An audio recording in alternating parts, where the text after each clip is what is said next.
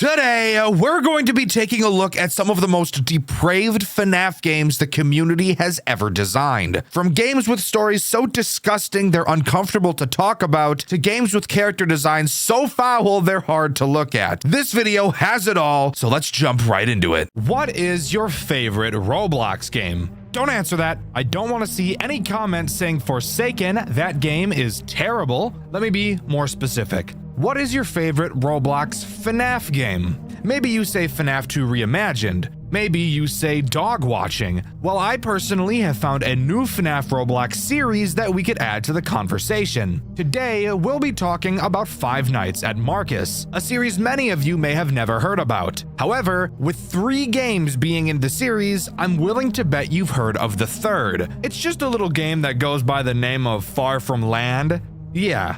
That's something even I didn't know about until starting to do work for this video. This series tries a lot of interesting things and succeeds and fails at a lot of them. Today, I'll be going over each of those things, so join me as we dive into the world of Five Nights at Marcus. And with Five Nights at Marcus, we obviously start with the first one, and night 1 of game 1. And with night 1 on the way, we bust a nut into our office and can start learning about everything important that we need to learn. To start, let's just talk about our office itself. Obviously, we have our monitors for our cameras in front of us, but we also have a picture of a cat named Oscar on our desk, and I think that's great. Also, if you open the drawer on your desk, you'll see another picture of Oscar. Just lovely.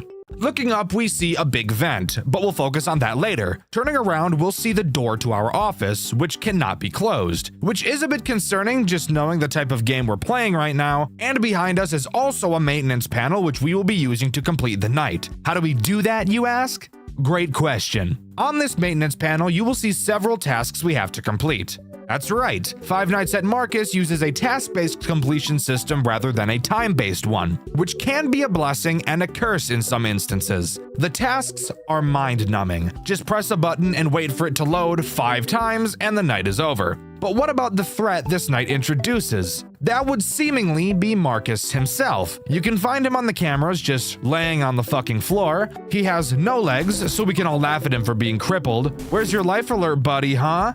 Get up! Marcus will try to get to the door behind you. However, Marcus makes no sound cues, and because he has no legs, is not visible at the door or window either. So, how are you supposed to know when he's actually arrived? Another great question. Guys, you guys are on a roll today. The answer is pretty simple. You really have to make sure you're watching him on the cameras, and once you see him leave camera 1, you'll know he's at your door. But Dexter, how are you supposed to keep him away? Oh my goodness, another amazing question. You're doing so well. Inside of your maintenance panel, along with your tasks menu, you also have a shock menu. Go to the shock menu and use the shock when Marcus is outside of your door, and he'll scream like a bitch and run away. And then his cycle will continue. Night 1 is piss easy since Marcus barely moves, but don't worry, this is going to get much more complicated as we go. So let's move on to night 2. Night 2 rolls around and we have one new threat to talk about. And for some reason, I'm not gonna lie to you, this night serves to show me how stressful this game is about to become. Let's talk about it. The new threat on this night,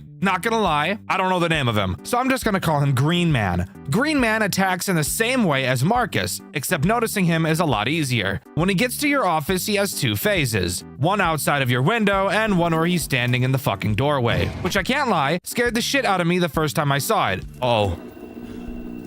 What's that?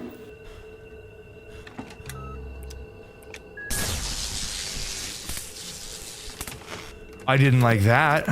No, I fucking didn't. What the fuck was that about? Which you can see in my full playthrough over on my second channel, Dxtr Black. Exact same thing as Marcus here. Whenever you see him in your hallway or at your door, shock his ass and he'll reset. Now, if you remember about 24 seconds ago, you'll notice I said that this night is stressful. You might be wondering how that's even possible considering there's only 2 threats and they both do the exact same thing. Well, my reasoning for this surrounds Marcus and the fact you have to watch him so closely on the cameras. Marcus moves incredibly quickly, it seems. Like, way faster than I would have ever expected for a Night 2 character to move. I was expecting to be able to do my tasks in bursts of 50% before checking on him, but that got me killed very quickly. We gotta get this thing to 100 before we go check on him, though. That's my goal. We gotta get you to 100, bro. Perfect. Fuck me in my ass.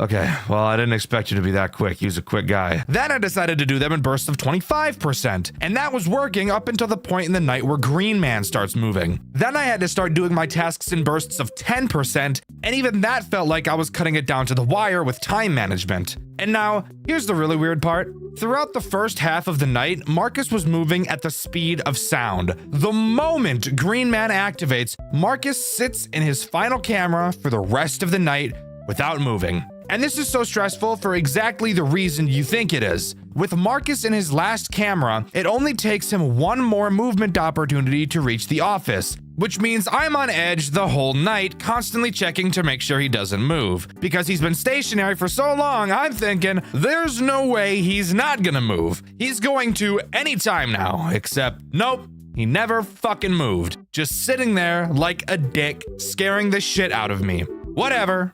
On to night 3. With night 3 coming along, so does another threat we get to talk about. And in all honesty, this threat doesn't make the game much harder, but Marcus 100% does. The threat introduced on this night is once again someone I don't know the name of, so I'm going to be calling him Vent Guy. And I'm guessing purely by saying his name, you can already guess what this guy is going to do. That's right, the exact same thing as Marcus. No, I'm not kidding. Vent Guy will attack your vents, and he actually has 2 different means of attacking you. The first will have him do exactly what Green Man does. He'll go through vent 1 and show up outside of your office. When he does, all you have to do is go to the shock menu on your maintenance panel and shock the vent. His second form of attack will have him attack the vent directly above your head, or vent 2. When you see him in this vent, for some reason, you don't shock the vent. This time around, you have to give him the Withered Foxy treatment and flash your light at him several times to make him go away. Turns out he's epileptic, and there's nothing I enjoy more than giving epileptic people seizures. Also, quick side tangent, I feel like it'd be hard to drive with epilepsy. And who knows, maybe you can't. There have been times where I'm driving on the highway, and on the sides of the road they have the little bumper things to prevent people from flying off the road, but these little bumper things have several support beams holding them in the ground, so when you're driving during the sunset, oftentimes the sun will line up with those fucking support beams and proceed to strobe me for the next 6 miles on the fucking road. Anyways, let's keep talking about the Five Nights at Freddy's game, shall we? Again, Vent Guy isn't really that big of an issue. Who is a fucking issue, however, is Marcus. At first, I thought Marcus was moving at the speed of fucking sound because there would be several, and I do mean several instances where I noticed Marcus leaves camera 1, so I shocked the hallway. Then moments later, I get killed by Marcus. At first, I thought this meant Marcus turned into a fucking bullet train, but no. I think I understand what's happening here. I'm pretty sure there's a window of time between Marcus leaving camera 1 and actually showing up outside of your office. And I think I was shocking the hallway during that window of time, which meant when Marcus actually did get to my hallway, I was never actually able to shock him, and I obviously couldn't see him on the cameras. I think this is a very, very bad mechanic. If this is truly how Marcus works, if Marcus can't be seen when he's in the hallway, and he makes no sound cues to indicate he's entered the hallway, and you have a window of time between him disappearing off of all of the cameras and reaching the hallway, and your shock cooldown is very long, this brings up a very obvious problem of literally never being able to time Marcus properly and consistently. What needs to happen is when Marcus leaves camera 1, that means he is instantly in your hallway. What ended up happening constantly during my playthrough, which you can see over on my second channel, Dxtr Black, is I would see Marcus leave camera 1, so I'd shock the hallway. Then I'd check camera 4 to see if he'd been reset. When I saw he hadn't, I'd rush back to the maintenance panel and spam the shock button, which was always still charging at this point. Shock the hallway a second time, and only then would I see that Marcus would reset. This is very bad. One of the only flaws I've noticed with this game so far. This is not fun. This is not challenging. This is not innovative. This is just bad game design. And if the devs are looking for anything to change about this game, this is 100% the thing to change. But with that, we can move on to night 4. All right, recording Dxtr here. Giving a little note as I'm reading this script and remembering that I wrote this. Marcus, I was told that Marcus, after he is in camera 1 and he disappears, he doesn't go to the hallway. He actually goes to camera 3 after camera 1. However, thinking about that doesn't make sense because quite literally, every time I shocked the hallway and then shocked it a second time, Marcus was reset. So you're telling me that if that's true, what I just said right now, that he goes to camera 3 after camera 1, camera 3 is his final camera, you're telling me that every single feasible time Marcus left camera 1 and I shocked twice, he made a movement opportunity to camera 3 and then my hallway. He made that every time in that window of time without fail. I don't believe that. I have trouble believing that. I think what I wrote originally is correct, but I don't know. Let me know in the comments. Night 4 rolls around, and with it, another threat is introduced. Once again, the name of this character is currently unknown to me, so I'm going to be calling him Screen Guy. Obviously, as I'm sure you could have already seen, there are 6 screens on our desk, and so far we've only ever used one of them. Well, Screen Guy is here to change that. Throughout the night, at random, he has a chance to appear on any of the non-camera screens. He'll make a subtle sound cue when he appears, and all you have to do is click the monitor he occupies and he'll go away. Incredibly basic character, not really much to worry about. Something about this night I want to mention is 2 things that I learned. The first being that Green Man's name is Shut. I personally prefer Green Man if I'm being honest. The second thing I learned while playing Night 4 is that as long as your maintenance panel is down, no matter which of the 2 screens you have selected, you will still do your task. Okay, let's just pump this up to 40. And now we'll shock. Oh, wait, it's still going. Well, isn't that just the best thing you've ever seen in your life? I didn't know it was gonna do all that now. Which means if I notice Marcus has left, now that I know I basically have to shock him twice to properly time it, I can start on my task, flip to the shock panel, and while I take a billion years shocking him twice, the task I selected will still be performed the entire time. I'm sure this was probably obvious to most people, but shut up, I just figured it out now. Anyways, on to Night 5, since there wasn't a whole lot to go over this time. Once again, Night 5 introduces nothing new and just goes about being a harder version of Night 4. While a little boring, there's nothing wrong with that. It is the first game in the series after all. However, there is something interesting to talk about. But before I talk about it, I want to mention the names of the characters I've failed to mention so far. Vent Guy's name is officially Dahomey. Yes, I'm serious. What a silly name. I personally prefer Vent Guy, I'm not gonna lie. And then the weird monitor guy's name is officially Shadow Marcus, which, by the way, I didn't mention this. If you ever don't click his monitor in time, he'll just appear behind you and disable your maintenance panel, ensuring that you will die. Anyways, on to that interesting thing I mentioned about 20 seconds ago. After completing Night 5, the game doesn't just end like I expected it to. Instead, we get this cutscene.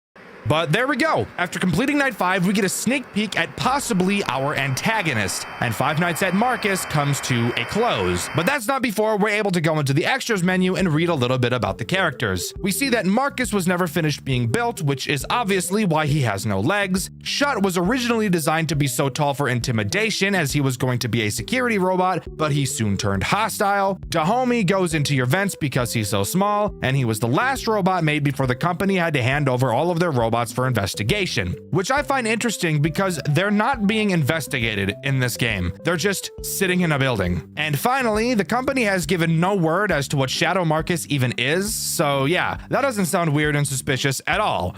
So yeah, that's all Five Nights at Marcus has to offer. But of course, judging by the length of this video, you guys know we've got a lot more to talk about. And that's because this series actually has 2 additional games packed full of content. So let's move on to Five Nights at Marcus 2. Five Nights at Marcus 2, while not a remaster, don't let that fool you, as while graphically it may not look as good as the first game, mechanic-wise, I think it is pretty solid. And this game is much more stressful than the first. So let's get right into Night 1, because just like in the first game, there's no weird minigames. Night 1 drops us right into the office and really shows us how much more challenging this game is going to be. To start, let's talk about the tools at our disposal. Of course, we have our camera system, nothing special, and just like the last game, we're able to turn around to do our tasks, but we'll talk about what those tasks are in a bit because they are much more interesting than the first. Sticking to the front of our office, we have a flashlight that we can use to flash the large window in front of us. You'll notice there's 3 separate areas of this window you can flash. You'll also notice that this flashlight drains incredibly quickly, like really fast. So what do we do about that? While looking at the front of the office, you can flip down your maintenance panel in order to repair things or shock things. If your flashlight goes dead, simply repair it and it'll fill right back up. Nothing crazy. Now, let's move on to talking about the task-based system this game has, and why it's much more stressful than the first. To start, this time around, we're not just pressing a button and playing the waiting game. This time, it's actually something we have to pay attention to. We will receive several shipping containers throughout the night. When they arrive, we must scan them, which takes a while, and when they're scanned, we'll get some information about them on the left side of the screen. The information predetermined on the right side of the screen is what should be inside of the shipping container. If both sides match, we accept it. If they don't, we deny it. Every time we do this successfully, we gain a point, and if we fuck up 5 times, we lose. Fucking up is pretty hard, but once these nights start to get more and more stressful, it will become apparent how messing this up could be easy. Do this 12 times and the night is complete. But of course, we all know it's not just that simple, as of course we do have other threats to deal with at the same time. Just like in the first game, Marcus himself is the only character introduced on night 1, and he is very simple. Even more simple than in the first game. However, he does drain a precious resource far more than any other character does. Marcus will move through the cameras to get to your window. Luckily, this time you'll actually be able to see him when he's at it. And when he is, all you have to do is spam your flashlight at him and he'll reset. But of course, with the flashlight draining so quickly, dealing with Marcus is not something you're going to want to be doing very often, as repairing the flashlight can take a hefty amount of time when you really don't have it. Plus, we'll need to use that flashlight to deal with the other threats that get introduced later, but for now, Marcus is all we have, so beating this night should be easy and we can move on to night 2. Night 2 honestly does way more than I expected it to, and is where I learned that this game has quite a few more characters than the first. So let's not waste any time and talk about the first threat this night introduces, Shut. Returning from the first game like Marcus, Shut plays a role in introducing a very important mechanic into the game, that being your shock system. Inside of your maintenance panel where you repair your flashlight, you'll notice a shock button at the bottom. Switching to the shock screen, you'll see you can shock either the vent or the office. Shut will slowly make his way to your office, and fun fact, whenever a character reaches camera 5, which is the camera right before they show up in your window, they will actually make a sound cue as you'll be able to hear them walking, which is very nice. When Shut shows up at your window, shock your office and he'll go away, wherein you'll then have to wait for the office shock to recharge. Not so bad. Hopefully we just don't get a fuck ton more characters that also require us to shock the office. The next threat introduced on this night goes by the name of Him. Stupid name, I know, but let's just roll with it, alright? Him will make his way to your office and show up at your window. When he does, all you have to do is shock the office and he'll leave. Uh-oh. Something tells me this game is about to get super repetitive and mind-numbing and luck-based. But those are the only new threats this night introduces. But before we move on to night 3, there's one more mechanic I need to mention now that we've brought up shocking. You only have 5 shocks. When you run out, you'll need to repair your shock to refill it. You usually have plenty of time to do this at this point of the game, but I get the funny feeling it's going to get a lot more difficult as we progress. But with that out of the way, we can move on to night 3. Night 3 only adds one new threat, and the way the game made him sound made me think he was going to be interesting. What are the animatronics? Take a shortcut through the vents to your office. Make sure you flash. What? 17! But I was sorely mistaken. This night introduces Vent Boy again. I already forgot his name, and I don't feel like checking again because I remember that it was something really stupid. Vent Boy does pretty much the exact same thing that he does in the first game, yet they somehow managed to make him more boring. Vent Boy obviously travels through your vents. When he makes it to your window, you'll see him directly in front of you. Unlike the original, where you have to shock the vent, this time around, you just treat him like Marcus and flash him a bunch of times until he leaves. Very boring. I don't know why they didn't make him a vent shot character, that just makes sense. It's also at this point of the video where I want to mention a pretty glaring flaw that this game has, and I'm sure you might have already caught on. There is so far no reason to ever check your cameras throughout this game, and in fact, even the sound cues aren't necessary, as you could pretty easily beat what we've talked about so far with the game muted. Here's what the strategy boils down to right now. Start the night and immediately start working on tasks. Every time you send a container, turn around and very quickly flash the 3 sections of the window to waste as little flashlight power as possible. If you don't see anyone, do your next task. If you do see someone, deal with them. If it's a shock character, shock them and then repair your flashlight before turning around and working on the next container. The only time you won't repair your light here is if you need to repair your shock instead. Repeat this 17 times for night 3 and you have it completed. Is this night hard? No. Do all of the characters make you feel intimidated? No. Why? Because even though we have 4 characters active at this point, there are still only 2 mechanics to deal with all of them, as this game continues to dive into the FNAF 2 repetition problem. But let's hold out some hope and move on to night 4. Night 4 is nothing special. No, literally, quite literally nothing new is added on this night at all. And for some reason, during my playthrough, which you can see over on my second channel, Dxtr Black, I actually got attacked far less times than I did on night 3, which I thought was really weird. The only thing that actually changes on this night is how many cargo containers you have, which on this night was 18. Boring stuff. Let's move on to night 5 where something interesting actually does happen. Night 5 does something different, thankfully, that being introducing one new threat that actually really changes something about the gameplay loop, which this game 100% needed. This new character is Vent Boy 2.0, and I'm calling him that because, once again, I forgot his fucking name. Vent Boy 2.0 adds something from the first game that I wasn't a super huge fan of. As I'm sure you could have guessed by his name, he travels through the vents, except unlike Dahomey, he doesn't drop down in front of you for you to flash. He works exactly how Marcus does from the first game. He'll travel through your vent cameras. Once you see him disappear from them, you know he's about to attack. During this time, all you have to do is shock the vent, and he'll reset. While not a hard mechanic by itself, it does hurt my dick that I actually have to try to beat this game now. Although it is good that at least now, finally on night 5, we have a reason to use the camera. Too bad we only get one night with him, as night 5 is the final night Five Nights at Marcus 2 has to offer. However, we still have one last game to talk about, and it's not called Five Nights at Marcus 3.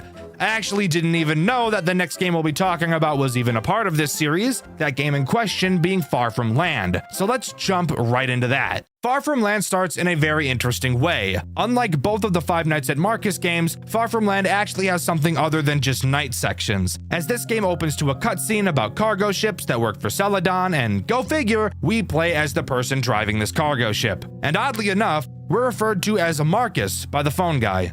Hey, recording Dxtr once again. No, we fucking aren't. We're not called Marcus. I don't know why I fucking wrote that. We're called Malcolm. Guess I'm retarded. Anyways, let's continue. Speaking of the phone guy, he's nothing special on our first voyage in the game. He tells us how to deal with problems, blah, blah, blah. Let me do that for you guys. To start, once again, like the other games, Far From Land is a task-based completion system, which I really like. And this game's task is by far the most interesting and engaging so far. We have to literally just drive the fucking ship.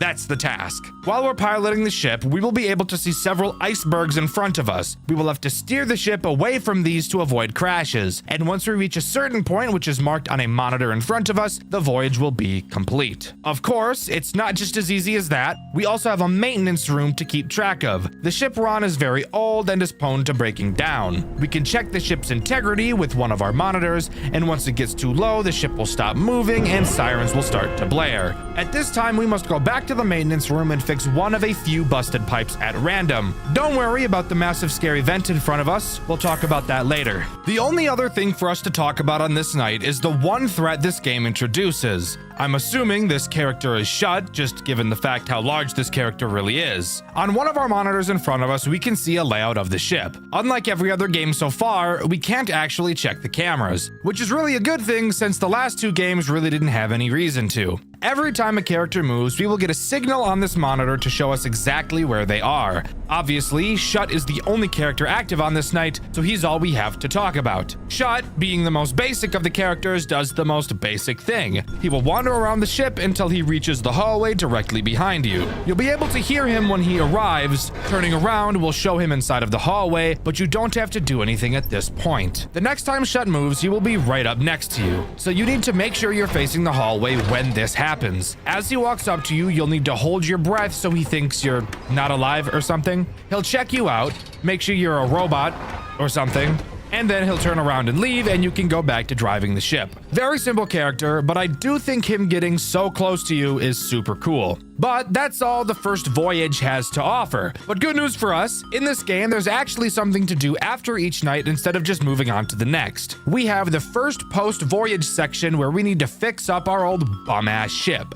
During this section, we're in an area that's dark as fuck. We're equipped with a flashlight and a checklist. We'll have to find several jerry cans around the map, fix several pipes, shut off the power, and find and replace the fuse of the ship's generator. Then this night will truly be over. Of course, it's not just as simple as that, as there is a threat lurking around. Do I know the name of this character? Just like most other characters introduced in this series, no. But I'm sure I'll find out the more that I play. For now, I'm going to call this character the Puppet because its drawing kinda looks like a discount marionette. The puppet will randomly wander around the ship as we're doing our tasks. This place is dark as fuck, and using our flashlight is essential. Every time we move to a new location, we'll have to pause and listen for the puppet's breathing. Even though it's a fucking robot, it still is loud. When we hear it, we must hold our breath until it leaves, wherein we can then continue our tasks. Very simple overall, but I do think it's really cool they're adding something to do after the main night sections.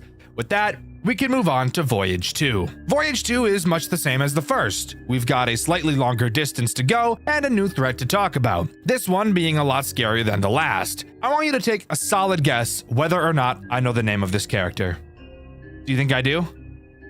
What's that? You think I know the name of this character? Well, you haven't been watching this video then because I have no fucking idea what this thing is called, so I'm gonna be calling him Water Guy. Hey, recording Dxtr here, once again, I'm back. Apparently this is fucking Marcus. Does it look like Marcus? No, but it's Marcus. Water Guy uses a mechanic that has to do with water, if you couldn't have guessed based on how I named him. One of the monitors on the panel in front of us shows off our water integrity. This is basically just explaining how much water the ship is currently storing. Pulling the lever next to it will increase how much water is stored if it ever decreases. But that brings up the question of how it decreases. Well, that's where Water Guy comes into play. Just like Shut, he will make his way to where we are. However, he uses a different entrance. If you turn to where Shut attacks and then turn left, you'll see a new door. This door has no light and there's no way to see into the doorway. I'm sure you can see where this might be going. And you'd be right. You will not be able to see Water Guy when he's in the door. And with no cameras, how are you supposed to track him? Well, that's where that trusty motion detector comes into play. When you see that he's near the entrance, quickly whip around to that doorway and pull a yellow lever that releases a sprinkler system into the doorway for some reason. Not really sure why this is here, but it is. When you do, you'll see Water Guy spark, since you know he's a robot and they don't really fuck with water and such, and then he'll reset. Nothing crazy, but he is for sure going to be one of the more annoying threats throughout this playthrough. So now, let's move on to the post-Voyage 2 section. Not even really sure why I'm talking about this section. It's the exact same as the last one, except the objects are placed randomly somewhere else, and it seems that whatever monster's down here is more aggressive. Overall, super simple. It's time to move on to Voyage 3. Voyage 3 is longer than Voyage 2. This is going to be a pattern that repeats itself. Also offered on this voyage is yet another threat for us to worry about, that being Dahomey. A character I surprisingly remembered the name of, but that's only because it's so fucking stupid. Dahomey, like he is in the other games, is a vent character. And where is the only vent on the ship we can access? That's right, the maintenance room. Luckily, we can track him on the motion detector like the other characters, and when we see him in the vent, all we have to do is whip over to it and hold our flashlight on him until he goes away. Very easy, but it is another character to drag us away from the task that continues to get longer and longer each night, but that's all this voyage adds. Moving on to the post-voyage section, which is actually something different this time. Instead of inspecting the top deck, this time we're inspecting the bottom deck. In it, we have another plethora of tasks, such as fixing leaky pipes, replacing fire extinguishers, rearranging pipes, and finally refueling the ship. All of these tasks are pretty simple. However, there is one threat looming over our heads, quite literally the entire time. That being the puppet-looking thing again. Hey, recording Dxtr again. This is a different fucking puppet. I don't know its name, but it's a different one. Occasionally, while we're walking around the lower deck, he'll drop down from a vent in the ceiling. Using a wrench we acquire on this night to complete our tasks, we have to whack the shit out of him to make him jump back into the vents. We only have a certain amount of stamina, and since we need to swing the wrench to fix leaky pipes, we have to balance how much we're swinging at once. Once we get into the final room, all we do is refuel the ship and we're ready to move on to the next voyage. However, before we do that, I want to talk about something stupid that this game has. Quite a few months back, I was actually playing this game on my second channel, Dxtr Black, but I stopped on episode 3 because this post-voyage section of the game was bugged. I said I'd come back to the game after it was fixed. What would happen is that the game would literally just freeze when doing certain things, and I was even able to still replicate it now, which happened in my newest playthrough of the game. What?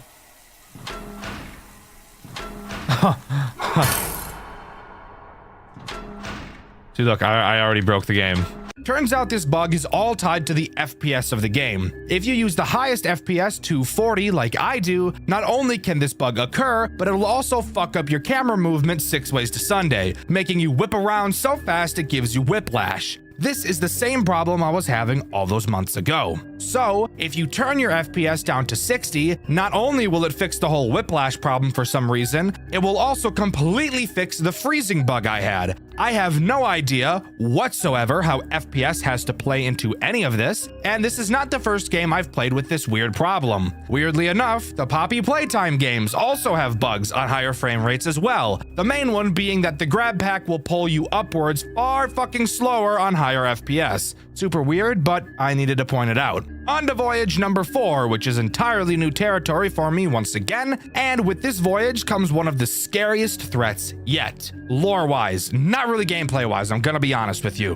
During the phone call, it gets intercepted by a guy named Mason. I'm pretty sure I'm supposed to know who Mason is at this time, but I'm gonna be so honest, I have no idea who the fuck Mason is, and I really can't be fucked to figure it out. Mason talks about how this new threat, who he calls the Kraken, has gotten on the ship and that it's very dangerous. Apparently, this robot is what the company doesn't want anyone knowing about, and we're completely alone on this massive ship with it. The Kraken's mechanic is pretty interesting, but I think it could have been done a lot better. The Kraken can be seen on the front of the ship through your window while you're driving. By holding shift, you could cause the horn of the ship to go off whenever you see the Kraken, blow the horn like the hose do, and he'll go away. When your horn integrity runs out, all you have to do is go to the maintenance room and fix a pipe, which will then fix your horn. I don't really know how that makes any sense, but don't question it. That's just what we have to do. The Kraken does have another mechanic, although I personally never saw it. The Kraken has a chance to enter your maintenance room. If you ever see him in there, just turn around and that's literally it. Hey, recording Dxtr again.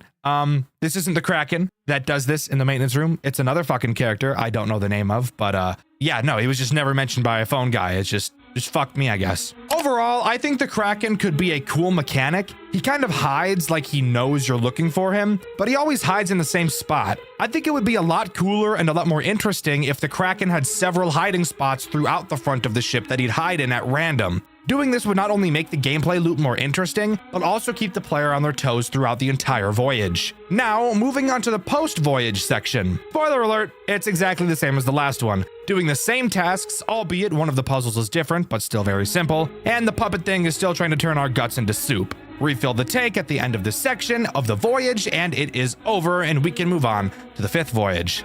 Voyage 5 adds nothing new to the gameplay loop, just being a harder version of Voyage 4, and a lot harder, that is. The characters really ramp up their AI on this night and get a lot more aggressive, which is an oddly nice change of pace. What really gets interesting is this post-voyage cutscene.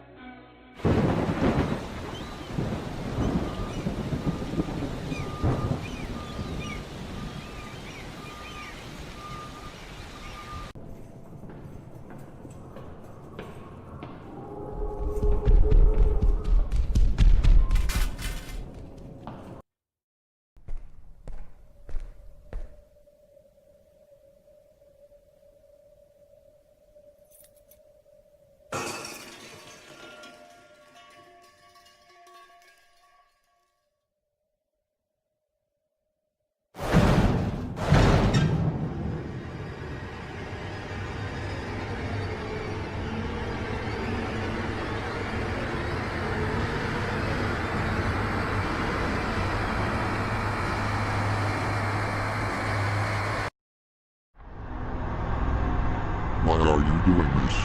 You think you can just take us away and destroy us and leave no trace of us left? I don't want that. I don't want that to happen.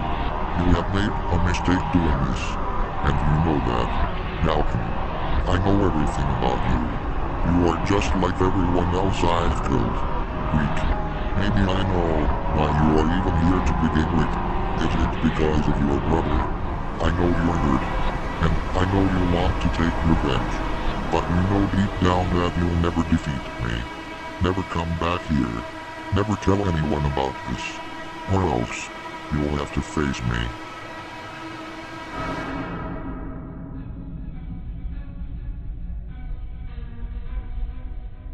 And with that, we're surprisingly thrown into a sixth voyage. A sixth night is something that none of the other games have had so far, so this actually makes me very surprised. And turns out this final voyage is a boss fight with the Kraken, which is the name of the robot we just saw in the cutscene, not actually the robot I was calling the Kraken earlier. I'm sure you could have guessed from this whole video, but I don't think the series is very good at explaining names. The Kraken obviously plays the role of all of the characters we've seen on the voyages so far, with a small twist when he plays as Shut and Dahomey. In both cases, when dealing with him, he activates a rat from Five Nights at Candy's 3 mechanic, where you have to track his head while he moves around. Awesome change of pace. I love that they added this little extra piece of detail, really ties everything together. The dude that sits outside of your front window, and Scrap, which is the name of the character that I thought was the Kraken that sat in your maintenance room, had a chance to do it, and you turn around, it's that guy, his name is Scrap. I found this out only because of the fucking settings at the end of the game, because they never say his fucking name in the game. It's just stupid as fuck. But that's really it. Deal with all of the characters and try to avoid the fact that the Kraken killed a guy and attached his rib cage and head to his own fucked up robot body. Yeah, tell me that's not the most fucked up shit you've ever heard in your life. After completing the voyage, we get one last cutscene where we seemingly willingly drive the ship right into a giant rock to sink the entire thing and destroy ourselves, along with the murder robots that are inside of it. Honestly, a very good decision in my opinion. Really taking one for the team there, Malcolm. I appreciate it, G. But with that, everything is destroyed. We unlock the extras where I learned Dahomey wasn't even Dahomey the entire time I've been calling him the wrong fucking name, and that there are like 7 human characters that have a paragraph of text beneath them, all characters I'm supposed to be familiar with. Spoiler alert, I am not, so I'm just gonna pretend like I never opened the extras menu, and I'll just say that Five Nights at Marcus series comes to a close. Overall, I really think that this is a great series. I think it started off pretty rocky, but overall it's clear you can see a real improvement from one game to another, especially with how amazing Far From Land is. Even though it has one of the stupidest bugs I've ever seen. I just really hate how lore-wise, I literally picked up none of it. Literally 0 pieces throughout my whole playthrough, which you can see over on my second channel, Dxtr Black. The lore of Five Nights at Freddy's fan games, something I'm typically not interested in. However, occasionally a fan game will come around that actually catches my attention, and the game we'll be covering today is one of those games. However, I actually didn't care about the story at all until I got to the third game. That's right, the game we'll be talking about today is a big one. 3 games in total to go over, and I promise there will be plenty of salt along the way. Join me today as we dive into the ups and downs of Five Nights at Maggie's. Maggie's doesn't throw us into a story right away, instead just starting how the original FNAF begins, with a newspaper of a job notice for a security guard. We take the job, not knowing who our character is, and jump right into the first night, where we can already talk about a game mechanic choice that I can't quite wrap my head around.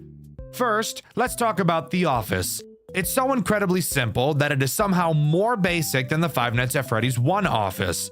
You have 2 directions you can turn. One direction has the cameras, and the other side has a single door. Now let's talk about the mechanic that makes me question what the developer was thinking. How do you think the camera system operates? Maybe a camera map with buttons, maybe using the arrow keys to surf through the cameras. All wrong. You have to use the number keys on your keyboard. I have to use the number keys? Really? That's awful. I actually have to use, I can't touch the buttons with my mouse. Let me tell you why this is so awkward. Because of your flashlight. Your flashlight is used to flash the doorway behind you and the vent underneath your desk. Your flashlight is controlled by your control key, and of course, because it's a FNAF game, you have to use your mouse for everything. So you have one hand to use 8 of your number keys and the control key. This leads to an overall awkward controlling experience, but that could just be a nitpick. It was just the first thing I noticed. Now, to talk about the characters that Night 1 introduces. Let's start with the main character herself, Maggie. Maggie is as basic as you can get in this game. Spoiler alert, all of these characters are basic. Maggie will move around the cameras and eventually make her way to your door. When she's there, all you have to do is hold the door closed until you hear her leave. This is where you'll notice something interesting about this game. There is no power system in this game. And if you think that it will be balanced somewhere else so that this generosity isn't easily abused, you would be wrong. You can hold the door closed the entire night.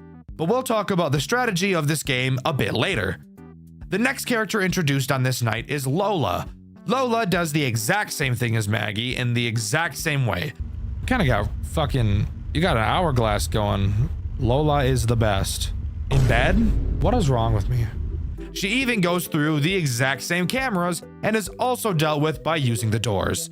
Something you'll notice about later nights is that Maggie or Lola is pretty much consistently in your hallway at all times, leading to you needing to hold the door closed pretty much the entire night, forcing you to look at this stupid fucking John McAdam in the fucking eyes. The final character introduced on Night 1 is Chanchy, the fat-ass pig, aka your mom. Chanchy has a random chance to appear on any camera whenever you switch to one, acting exactly as Phantom Chica.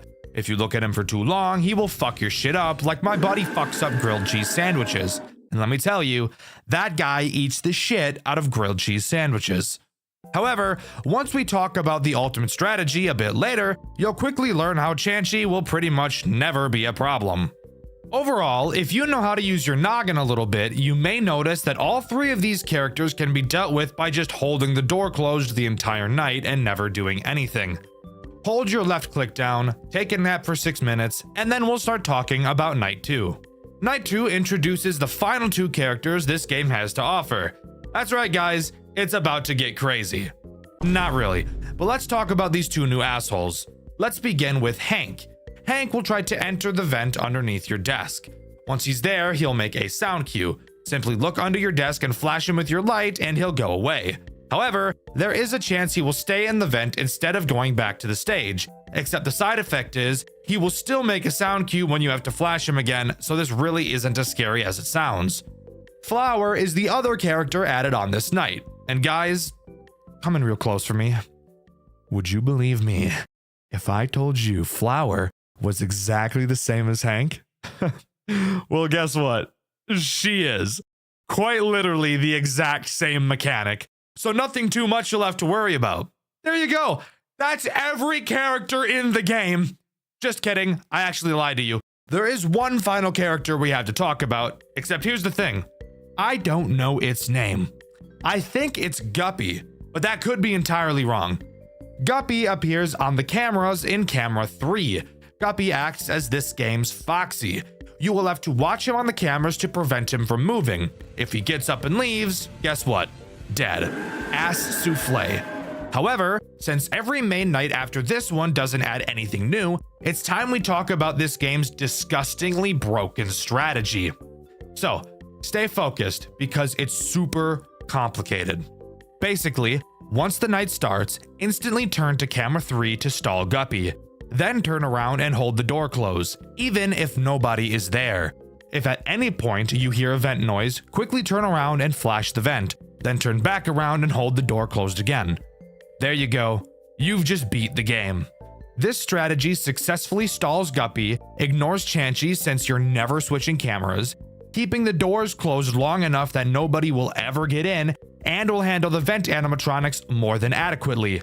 Nights 2, 3, 4, and 5 can all be handled using this strategy. This is by far this game's biggest downside. It is so easy that it's boring. The majority of this game is spent staring at this stupid fucker's face.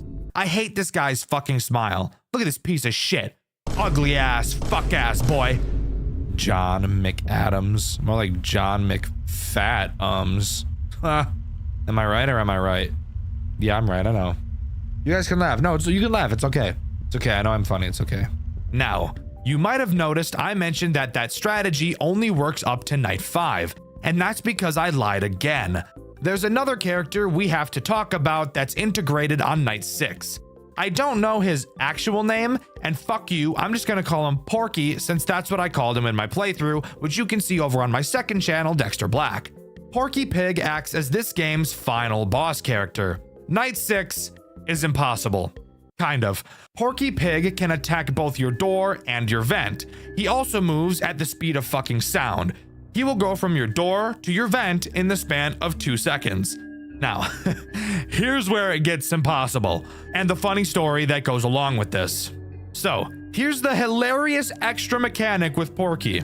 He can actually be at your door and in your vent at the exact same time. If he's at your door and you close it, you will hear him in your vent. Not there's a chance. No, you will hear him attack your vent. So you might think you should flash him in the vent. So you go to turn around. But the moment you let go of your door, you get fucked. What the fuck, dude? What the fuck is that? I hear the vent noise. I did not hear noise hearing him enter the hall. He's in the hall. If I open the fucking door, it doesn't matter where he is in the hall. He just fucking kills me. Since once again, he will be in both places at the same time. Dxtr, that doesn't sound very fun at all. Well, listen to this. Apparently, I played a version of the game where night 6 was broken, as I received a comment from the game's developer telling me so. So yeah, that's pretty interesting. So what actually happens if you beat night 6? We get one final newspaper article explaining that the owner of Maggie's, Robert Madden, was found dead in his office from a shot to the head. Of course, since we were the only ones left in the building, we are the main and only suspect. We also learn in this newspaper that our name is Stephen Cadell. The article finishes off by informing the public that the pizzeria's new owner will be Robert's son, who isn't named. Now, I don't know about you guys, but this seems like the perfect murder for a son who really wants to take over his father's restaurant. I'm not throwing any fingers, but I'm just saying, I wouldn't be surprised if that's what this ends up being. Now, you may think I got through this game really quickly, and that's because I did. Five Nights at Maggie's 1 is an incredibly easy and boring game. However, it does pave the way for the super interesting story that the rest of the series tells. So, if you can get over that, then we can talk about Five Nights at Maggie's 2. And I promise, these games are only going to get more and more interesting. Let's dive down the rabbit hole. Five Nights at Maggie's 2 is significantly more interesting than the first game in terms of actual gameplay. To start, there are more than 2 things to look at. This time, on your desk, you have your cameras and a vent. To your left, you have a big hallway, and to your right, you have Guppy sitting dead as fuck in the corner. Want to hear something really great? The cameras in this game also have vent cams. Isn't that just awesome? Just kidding, I know it isn't. In terms of new characters, there really aren't any, just the returning characters from the first game, except this time, they're all withered. Night 1 introduces 3 threats. Let's start with the most basic of the bunch, that being Maggie herself. Maggie will wander around the cameras in an attempt to get to you through the hallway on your left. Once she enters your hallway, she will make a sound cue letting you know that she is there. When she is, you will have to turn to the hallway, pull up your shock button, and shock the hallway to make her piss off. Except you want to hear something really funny? Maggie has the chance to not leave the hallway when you flash her. Why? Because fuck you, I guess. I really dislike blatant RNG mechanics like this in games. It's the same reason why I hate Five Nights at Freddy's 3 and its bullshit 1 in 7 dick that it pulls. So maybe you don't want to have to deal with the chance of that RNG AIDS. Can you stop Maggie from reaching your hallway? Well, yes, actually you can. Inside of the cameras, you will find a play sound button, which, as the name suggests, will emit a sound on whichever camera you use it on. Maggie does not like this sound, so if you use it on the camera she's on, she will move backwards. Except I actually just lied to you. Remember how I said this was a way to avoid the stupid fucking RNG that Maggie pulls at the door? Well, guess what, fucker? That's right, she pulls the same RNG bullshit in the cameras too, except somehow it's even worse. Maggie has a chance to move forward a camera instead of backwards a camera when the sound button is used, actually making her progress to your hallway even faster. Isn't that just what you want? Hey, I just fucking sounded you, asshole. Don't act like I wasn't on top of that shit. So the way to deal with Maggie comes down to just completely ignoring her in the cameras and letting her attack your hallway, since you're going to have to deal with the RNG regardless. You might as well just put your focus somewhere else and only focus on her when you hear her in the hall. The second character Night 1 introduces is Chanchy. Wanna guess what he does? If you said the exact same thing as Maggie, you'd be absolutely right. And the best part? He also has the chance to be a complete dickhead and ignore everything all the time. Want to shock him out of your hall? Well, maybe he's feeling like keeping his fat ass right there. Want to prevent him from parking his fat ass right there with the sound button? Well, maybe he's feeling like getting to your hallway even faster. Fuck it. Okay, fine. So another character that's better off being ignored until an attack. That's not so bad. What about the final threat, Dxtr? Is that one any different? Yes, actually. The final threat introduced on Night 1 is Guppy. I fucking hate Guppy so much it isn't even funny. If you remember, Guppy is in the office with you to your right. Throughout the night, Guppy will try to... how do I say this? Slide his fingers down your crack? Hey, back the fuck up. Back the fuck up, Miss Missy. I tabbed out of the fucking game. The way you stop him is simple. Occasionally check on him and flash your flashlight at him to make him move backwards. The reason why I hate him so much, he makes no noise whatsoever. Not a single peep from this motherfucker right here, and he moves fast, especially on later nights. This guy is so fast, it's infuriating. And because he makes no noise, he's even easier to forget about. I hate him. He is buns. Hot ass, shitty robot. But overall, Night 1 isn't too bad. So let's move on to Night 2, which introduces 3 new threats: Hank, Flower, and Lola. Let's start with Hank and Flower since they both do the exact same thing. These two take advantage of your vents, crawling through them to attack you via the giant vent directly in front of you. If you see them in the vents, you can close whichever vent they're in. When you do, they too can choose to RNG fuck your ass instead of cooperating. The ideal situation will have them go back to the stage, but in all likelihood, it's much more common for them to go nuh-uh and just move to another fucking vent. Isn't that just so awesome? What's the point of even closing the fucking vent if they're just gonna phase through it? Fuck it, I don't care. Here's something really sick about these guys. Once they enter the big vent, that doesn't mean you lose. If they get to the vent in front of you, if you just stare at them for a few seconds, they will go back to the stage. So this brings up another flaw in this game's design. Using the close vent door button is completely useless against these two, because you can deal with them so much more easily by just allowing them to attack and looking at them. So why even bother checking the vent cams for them at all? Well, whatever. What about Lola? What could she do? Well, she acts as a Phantom Chica type of character. She will appear on the cameras randomly. If you stare at her for too long, she will pile drive towards your office through your vents to attempt to kill you. However, you may have noticed a slight flaw. We've already established that there is no need to check the cameras whatsoever. Maggie and Chanchy are easily dealt with by letting them attack the hallway, and Hank and Flower are easily dealt with by letting them attack your vent. So is Lola ever a problem? No, and even if she was, when she gets to the vent in front of you, if you just literally look in any direction that isn't directly at her, she will go back to the stage. So again, yet another character that doesn't even need to be worried about. If she's in your vent, just don't look for a few seconds. Sure, she will also disable your cameras for a little bit when she attacks, but we've already established your cameras are pretty much a fucking rock, so that really doesn't matter. Something interesting about Maggie's games is that they don't have any post-night bullshit nobody cares about. So we can just get right into Night 2, where we can talk about the first legitimate threat of a character, Porky Pig. Remember him? Yeah? The guy that made my version of Maggie's One Impossible? which, by the way, I found out in this game, his name is actually Surdy. Needless to say, I already had some pretty bad blood with this guy. But how bad could he really be, right? Very. Let me just tell you, he can be very bad. Surdy can take the approach of every character we've seen so far except Guppy. He can attack both your hallways and your vents.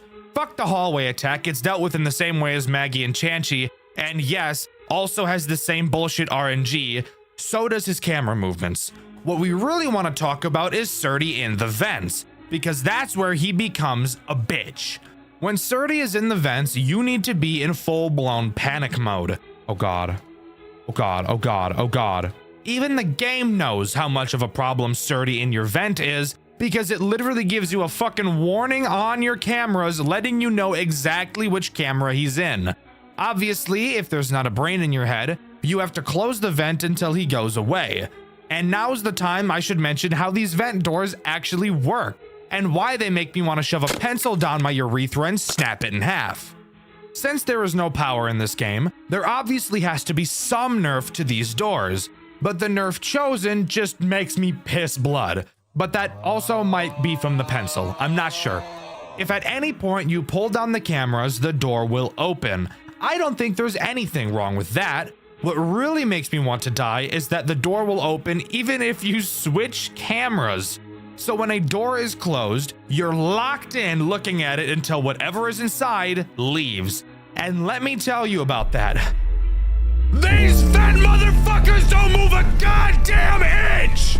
Literally, these fuckers will sit there in those vents with the doors closed for what feels like a fucking eternity. And on later nights when Guppy turns into a fucking track star, it makes it really easy to clench your legs so hard your testicles shatter into 32 small ass pieces. Fuck me in my ass. I was literally turning to you. Literally was turning to you. I got stuck. I was fucked, dude. I was fucking everything had to be fixed. The sound had to be fixed. The fucking vents had to be fixed. My dick had to be fixed. Fixed as fuck. Because you can't just stare at him in the vent to make him piss off like you can with the other vent characters, if he gets to you, your onion rings. Completely Jover.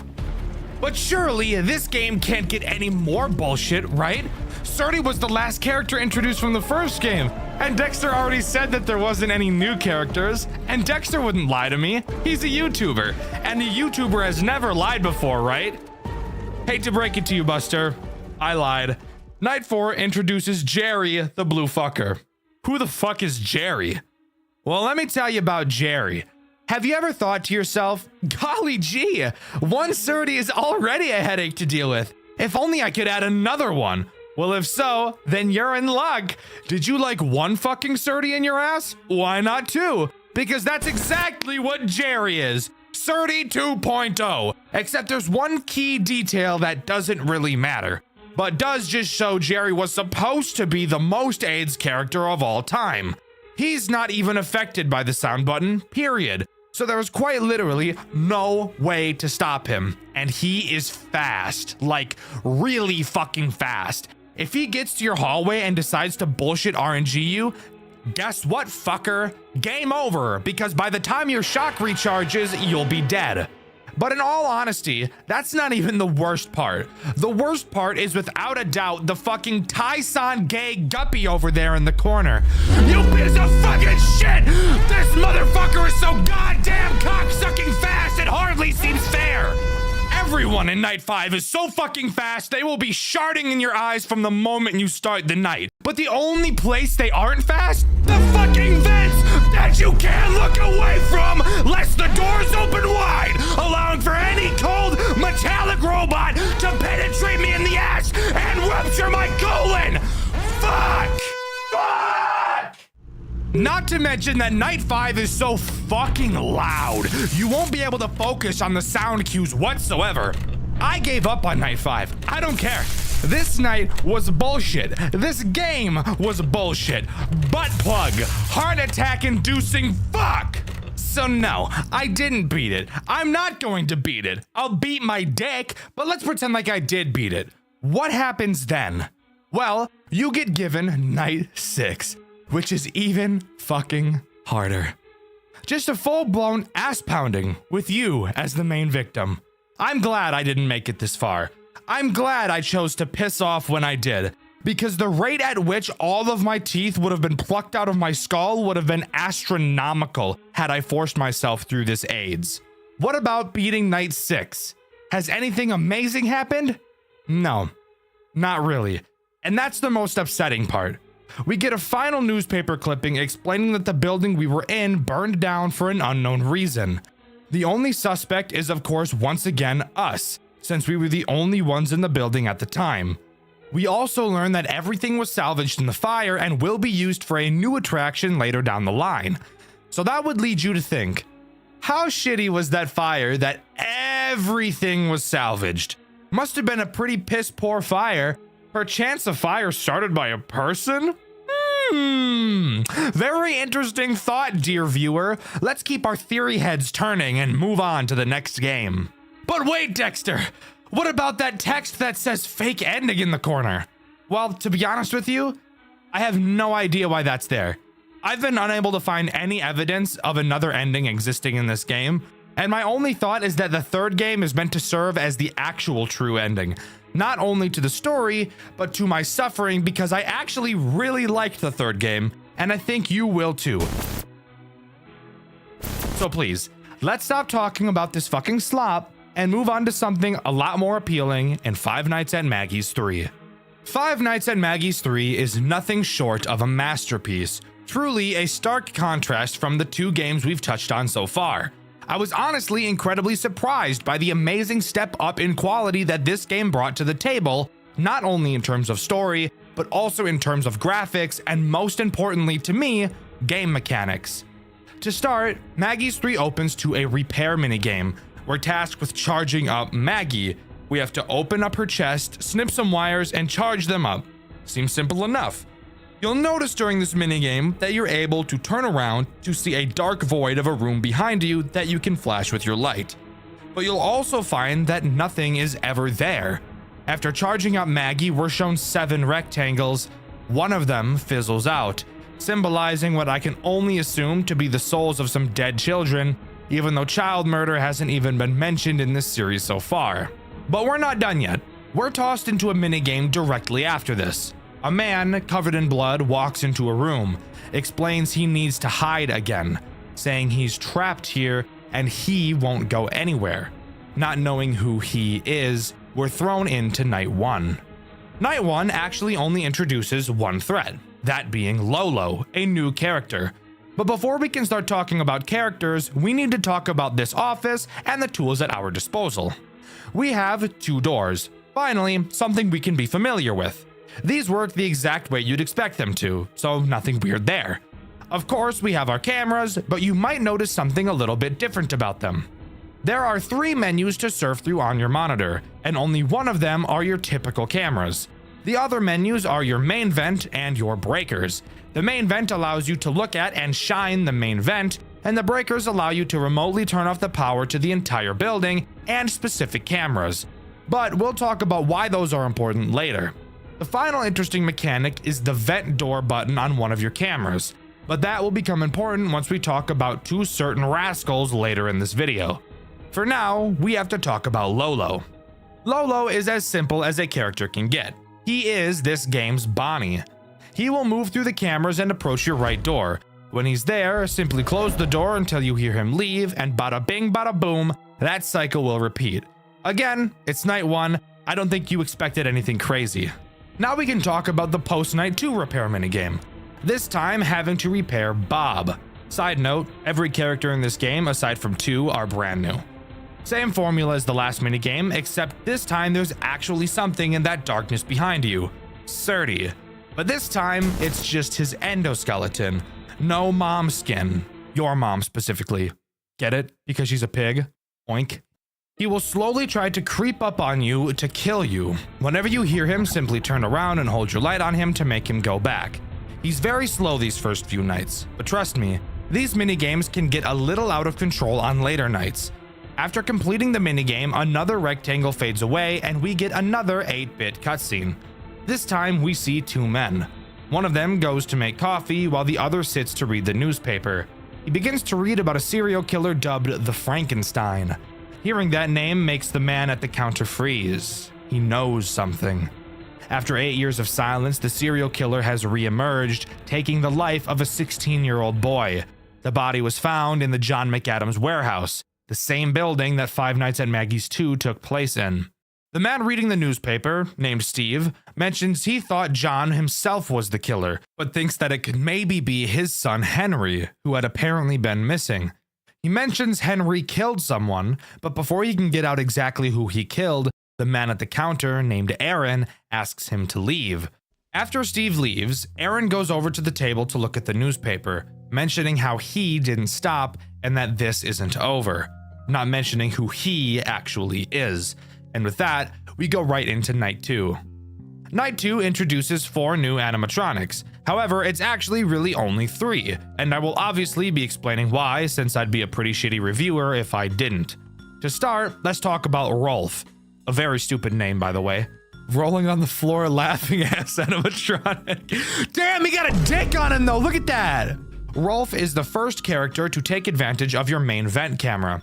You will be able to hear him enter it. Thank God for sound cues. They're honestly probably my favorite part of FNAF games at this point. When you hear him in the vent, simply go to it and hold your light on him until he goes away. Very simple character with a very simple mechanic. But in my opinion, the simple mechanics are the best mechanics, because it allows for your whole roster to not feel completely unfair while dealing with all of them. The next character introduced is Bob the Pig. He works the exact same way as Lolo, except he attacks your left door instead of your right.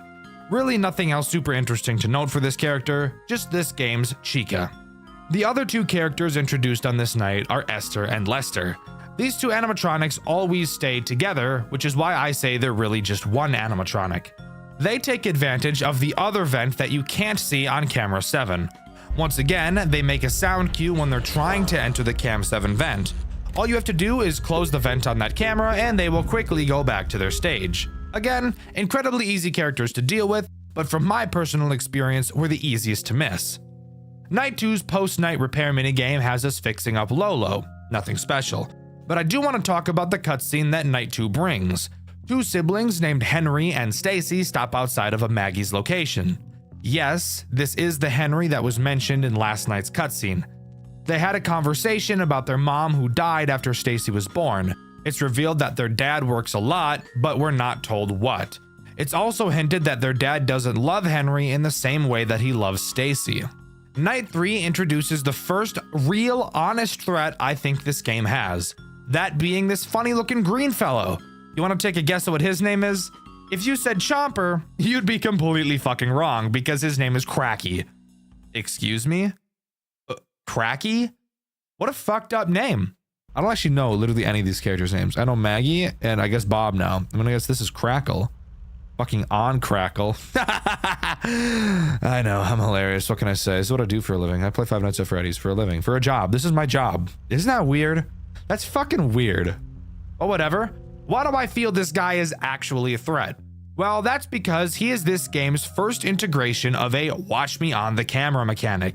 A mechanic that, if you're familiar with my channel, you know I'm not a huge fan of.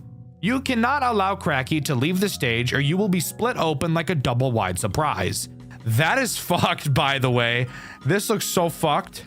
Obviously, all you have to do is stare him down on the cameras, which is not very challenging. But because of a certain character we'll talk about later, Cracky will very quickly become a big problem that you will probably forget about. I want to use this time to talk about the power situation in this game. Being the first in the series to actually use power, I was a bit nervous this would be another SCP endurance case where you have absolutely no power throughout the entire game. But to my surprise, it was actually the complete opposite. You actually have a ridiculous amount of power in this game. So much so that for the first few nights, I had the cameras up the entire night, while also closing the Cam 7 vent the entire time as well, and still completed the night with a decent amount of power remaining. You do not have to think about power conservation in this game, which I really appreciate. Night 3's post-night repair minigame has us repair Cracky, and it's on this night that Surdy really starts to get quick. So this is probably the point of these segments where they will start to take a long time to complete. The cutscene that plays after this segment is one of the most disturbing I've seen since Five Nights at Candy's 3. Stacy and her dad are in the dark talking to one another. Stacy mentions how scared she is. Her dad gives her a sleeping pill, explaining that after she wakes up, she'll feel better than she ever has before in a brand new body. After Stacy falls asleep, a shock lights up the room, revealing that Stacy had been electrocuted to death. Attempting to cement her soul inside of one of the machines, his experiment fails, and he's left to cry alone inside of the room with his daughter's corpse. This is easily one of the most disturbing things I've ever seen come out of a FNAF game. Not because of what we directly see, but because of the idea of what John did to his own flesh and blood. Five Nights at Maggie shows proof that you can tell stories about incredibly horrendous things in an interesting and not overtly edgy way. With all of the shortcomings I feel this game series has, I can easily say that the story is not one of them. Moving on to Night 4, we're introduced to the two final characters this game has to offer, Maggie and of course, Surdy. Let's start with Maggie since she's simple. She works in the exact same way that Rolf does. She attacks through your main vent. All you need to do is hold the flashlight on her and she'll go away.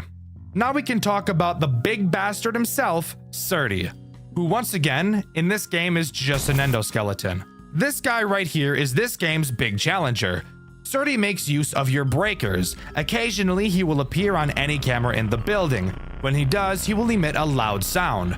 You will have to shut off the breaker to the room he's in, which will deactivate him. This is not difficult. What is difficult is when Surdy is paired with Cracky. With how frequently Surdy will attack, Cracky will very easily be able to get several movement opportunities in on you, leading to you needing to stare at him for longer while the rest of the cast does all of their bullshit. But once again, because of how simple everyone's mechanics are, it serves to make this game tense, but not overtly difficult. Don't get me wrong, I think it's great that max modes exist, and that people are pushing the limits of what's possible with Five Nights at Freddy's games. But not every game needs to be the most difficult thing on planet Earth. Some games just really want to tell a story, and I can appreciate this game for doing so. After beating Night 4, we repair Rolf, and of course get a new cutscene. Henry, now with the alias Stephen Cadell, which if you remember is the name of the player we played as in the first Maggie's, walks into the CEO of Maggie's office with a gun. The CEO, if you remember, named Robert Madden. He reveals he knew that his real name was Henry, reveals that he knows what Henry did, and admits he still never fired him for fear of tarnishing the brand for hiring a fugitive. I'll dive into exactly what Henry did when I talk about the lore later in this video. Henry demands to get his father's experiment files, and when Robert refuses, Henry shoots him in the head. This is the situation that was mentioned at the end of Five Nights at Maggie's 1. Night 5 introduces nothing new, just being a harder version of Night 4. After completing it, you fix both Esther and Lester, and of course, we get another cutscene, which is also pretty disturbing in nature. John McAdams, expecting to see his son home by 11, is still working on his project. Henry, his son, walks in at 12 completely plastered.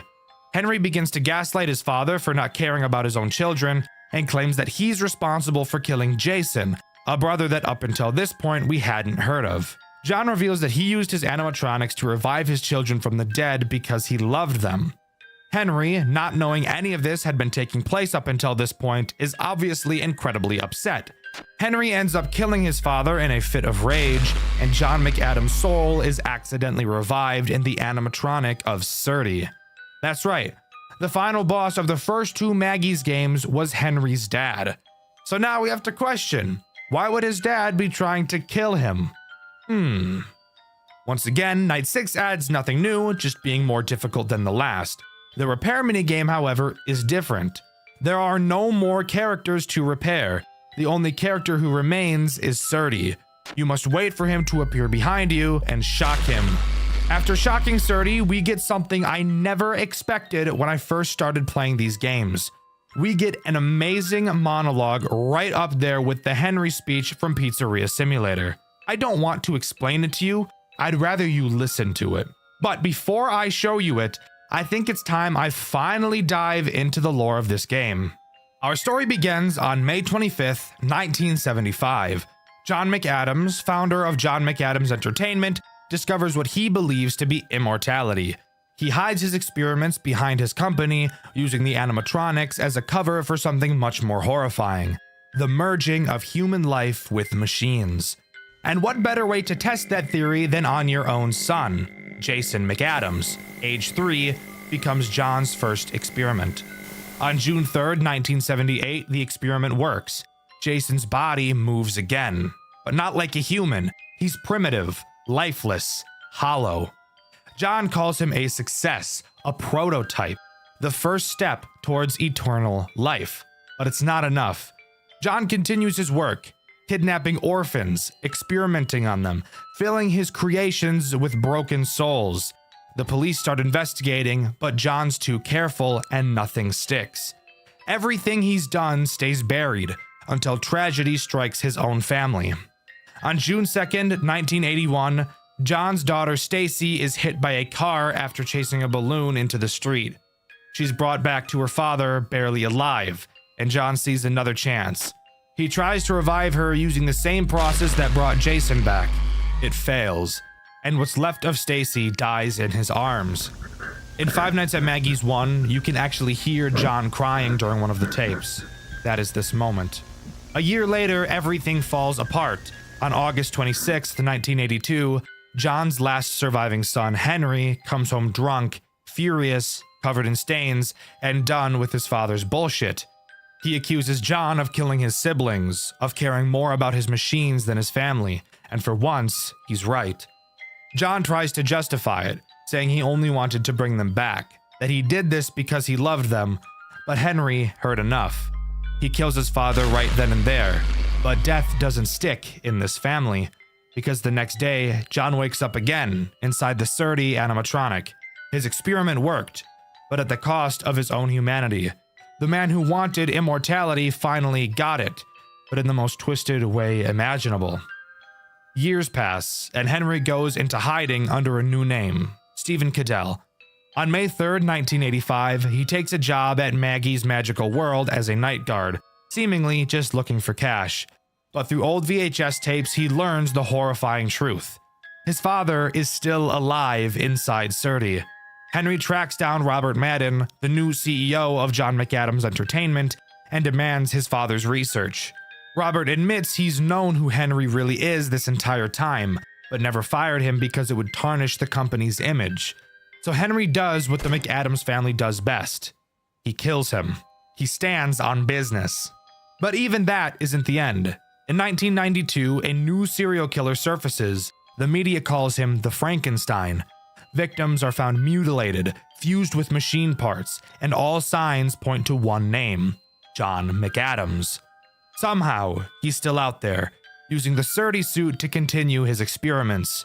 Henry, now under yet another alias, Aaron Meyer, realizes his father will never stop, and if he can't destroy him, he has to contain him. But this story isn't just about the McAdams family. Around the same time, another branch of the company is causing problems of its own.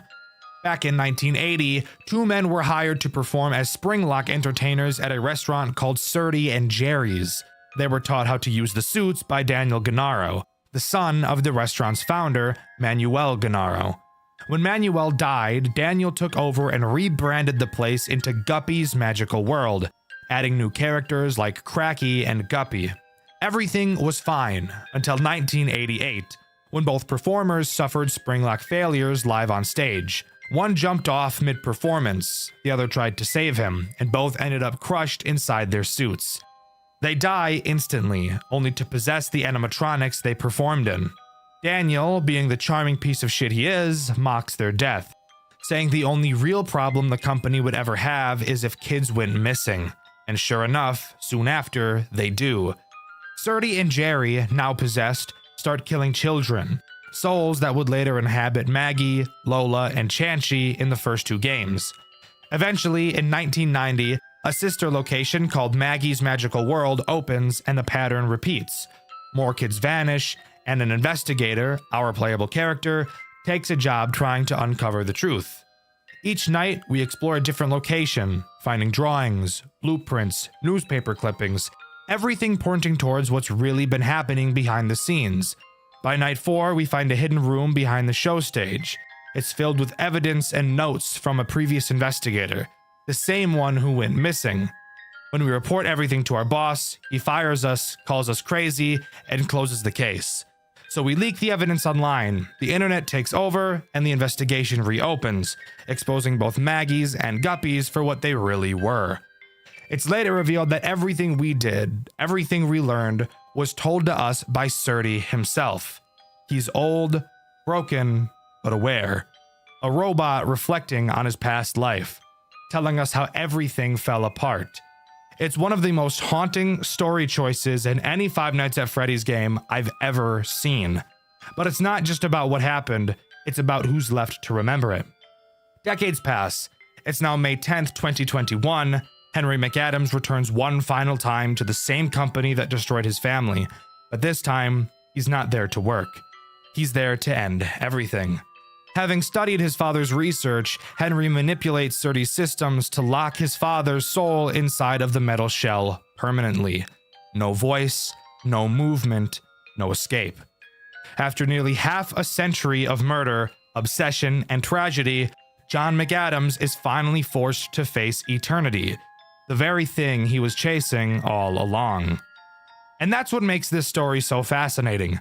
Five Nights at Maggie's isn't just another FNAF clone. It's a full-blown tragedy about legacy, obsession, and consequence. A father chasing immortality, a son chasing redemption, and both of them becoming monsters in the process. It's poetic, it's grim, and for a fan game, it's shockingly well told. John McAdams may have discovered immortality, but in the end, he lost everything that made him human. And Henry, he may have stopped his father, but he had to become just like him to do it. So, before we listen to that final monologue, just remember this. No one in this story found eternal life. They just found eternal suffering. 19 years. 19 years trying to stop you. 19 years studying your findings. Your horrible experiments. The immortality you were seeking all this time. And I did it. I made it work. Let me tell you, I was about to give up, but you made a bad choice to try it one last time. Lester Arias. That death, that was the last straw. That's how I knew that you were not going to stop, not even in that body. I've been studying your blueprints and analyzing your tapes for longer than I can remember. And let me tell you, you made quite a few mistakes. Yes, you did achieve immortality with full consciousness in your body. But still, your movements were limited. Being sensitive to light, to sound. I thought John McAdams was smarter than that. Don't worry. Your son, the failure, the disgrace to the family, fixed all those problems for you and finally made it work. Or something like that. You see, I didn't want the kids to be in those bodies. They deserved a better life. They deserved a normal childhood. Play with kids their age, go to school, and socialize like normal human beings. You took that away from them a long time ago. They deserved to rest, once and for all. Jason and Stacy, they are resting from the hell you put them through. All of them, finally free. But for you, I had a very special plan. I didn't know if I should show all the things you've done to the world. On one hand, it would have brought peace to the people who were still terrified of the dreaded Frankenstein. But I decided to keep your reputation intact. You are still the great John McAdams. To some extent. Most people have forgotten you after the company went under a couple of years ago. I knew that if I brought this to light, your name would make a comeback, and I didn't want to give you the pleasure. That's why I decided to grant you your wish of immortality, but with a little twist. I wanted to make sure you feel the hell that you put Jason, Stacy, and all the other kids through. So, I added a few changes. You won't be able to speak. You won't be able to move. You will have no control over your body. You will still see, feel, and hear everything. You will live for eternity inside that machine with nothing more to do but see how your work, your name, and your wish of being remembered like some kind of god vanishes like the figments of some bad dream. You won't rest. You will suffer for eternity. It's time you pay for your sins, John.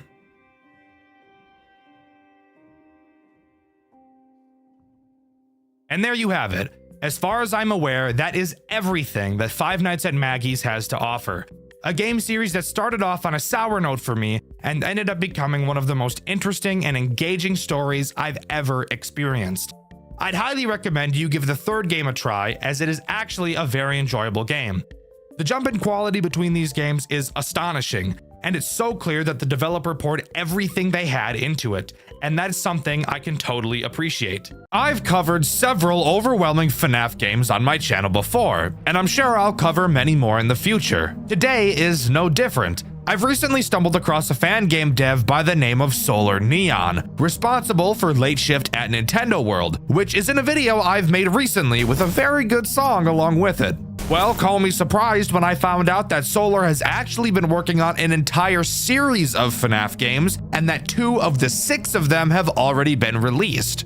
Knowing that, I couldn't help myself but get sucked right in, and now I'm going to force you to be sucked in as well. Today, we're going to be talking about Swingshift at Farley's, a FNAF fan game with some of the darkest and most sinister storytelling I've ever seen. Before we start talking about the actual gameplay loop this game has to offer, I first want to talk about the stylistic choices of this game. Something I noticed is that Swingshift at Farley's really feels like FNAF 1. A lot of games try to replicate the style and feel of FNAF 1, but I honestly don't think many are capable of doing it. Farley's is definitely one of them. The overall look and feel of the game really reminds me of the original Five Nights at Freddy's, which makes the game feel nostalgic. I love it. Anyways, moving on to talking about Night 1. There is plenty to talk about. Look at the length of the video. Again, the person that made this game also made Late Shift at Nintendo World, so you know we're about to see some of the most creative shit you've ever seen in your entire life.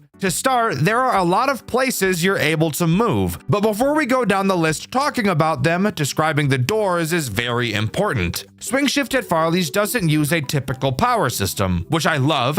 It makes my dick not feel like it's on fire. However, the doors do have their own type of power system involved. When a door is closed, the door's fuse will quickly decrease. If it empties completely, then obviously the door will be forced open. So that bodes the question, what the fuck are we going to do about that? Very epic answer, I will say, and this brings up probably my favorite mechanic. As I said, there are multiple rooms you can go to from the office. Turning to the left door, you can turn once more and go to some weird back room area. I think this is a hallway. Then, turning once more, you can go to a storage room. Inside of this storage room, you can grab a new fuse. But of course, it's not just as simple as grabbing the fuse, as there is a minigame you have to complete first. A bar will appear at the bottom of your screen, and an arrow will slide back and forth. You have to time and click when the arrow is in the middle of the bar 3 times in a row for you to be able to pull out the fuse. I guess we have to really put our backs into picking up this fuse that probably weighs as much as all of the food in your mom's fridge combined. Get it? Because a fuse is very light, and your mom's fridge is empty because she ate it all? Yeah, you got it. Directly behind you while looking at the camera monitor is where your fuse box is located. You can remove an empty fuse and replace it with a new one you grabbed. However, the fuse has to be empty before you can replace it. So this will lead to you having to forcefully make your door run out of power at times. But that will make more sense once we start talking about the actual threats this night introduces. Speaking of which, let's do that now. Night 1 only introduces 2 threats. However, they both go on to serve a very important purpose. So let's talk about Basil first. Basil is this weird fucking dog thing. His goal is to attack your left door. He will make his way through the cameras and eventually make it to your door. However, something interesting you'll notice about Basil and your hallways for that matter is that they have no lights. So you won't actually be able to see Basil at your door, nor does he make a sound cue informing you he's there. So that poses the question, how are you supposed to know he's there?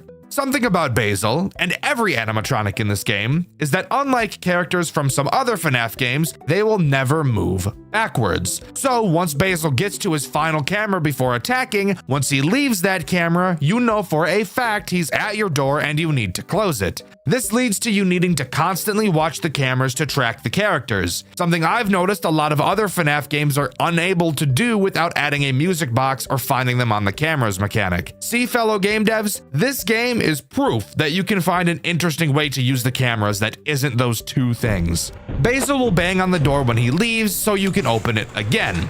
In general, one fuse usually lasts about 2 attacks from characters before you should let it run out and replace it. Charlie is the next character introduced, and she does literally the exact same thing as Basil, except she attacks your right door. Not much more to say about her. Night 2 introduces 2 new threats, each of them doing something different, adding a lot more stress to this game. It's during this night I noticed just how hard this game was truly going to get throughout the later nights. Because even just on night 2, you're already getting dogpiled, and the reflexes and balancing skills you'll need drastically increase. The first and most recognizable threat added is Florence. He is the Foxy equivalent of this game. He is in fucking jail.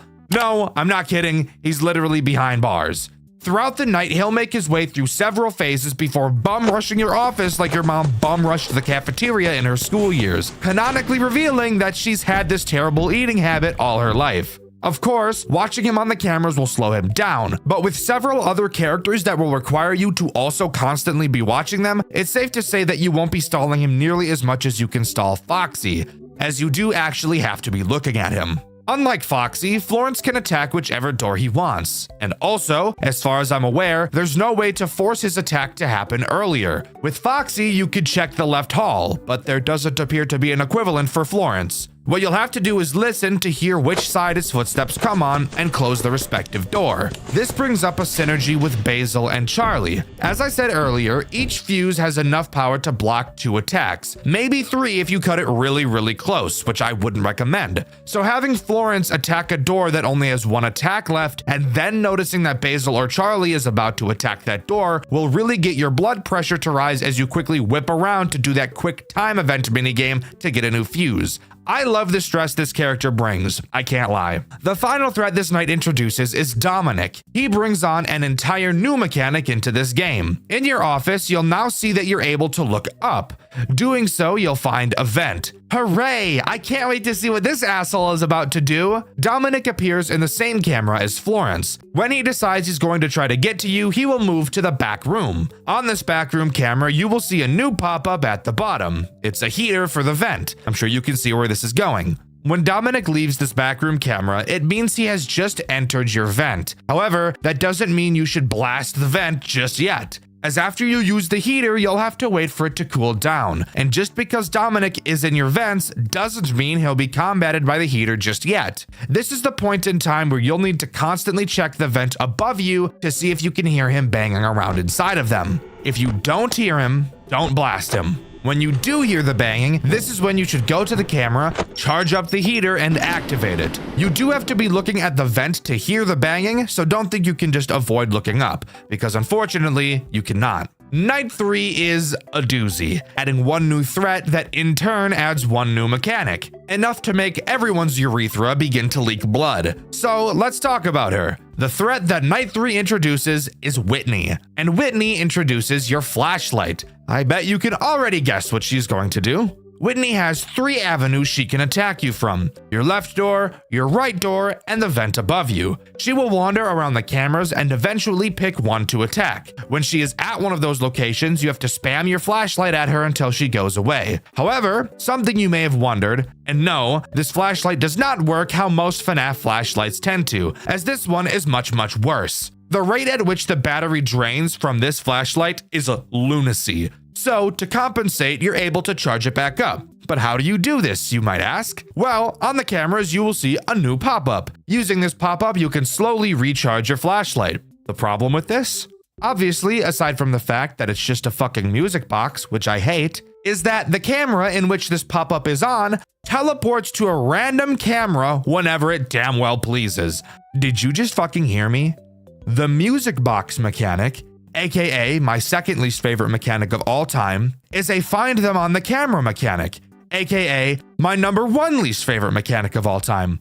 This fucking charging flashlight pop-up is the combination of my two least favorite things, and they happen at the same goddamn time. You can't make this shit up, bro. When I first saw this, my penis instantly wilted like a flower and died. Fuck me. And that's not even the end of it, as Whitney behaves in the same way as Charlie and Basil. There is no sound cue for when she arrives at any of the 3 places she can arrive, and you also can't tell if she's there without flashing your light, which I've already explained drains way too quickly for you to just be flashing it all willy-nilly. So you have to track her exactly how you have to track Charlie and Basil. There's not even a crazy amount of characters, yet this is quickly becoming one of the most stressful FNAF games I've ever played. And don't even get me started on how stressful this game gets when you go about replacing your fuses. You will be spending a majority of your time staring at the cameras, especially on later nights when the characters are moving pretty quickly. So having to spend a fuck ton of time grabbing the fuse and replacing it will guarantee that you lose track of literally every character you were watching. It's so stressful, and while I'm not a huge fan of being stressed out, if you could believe that,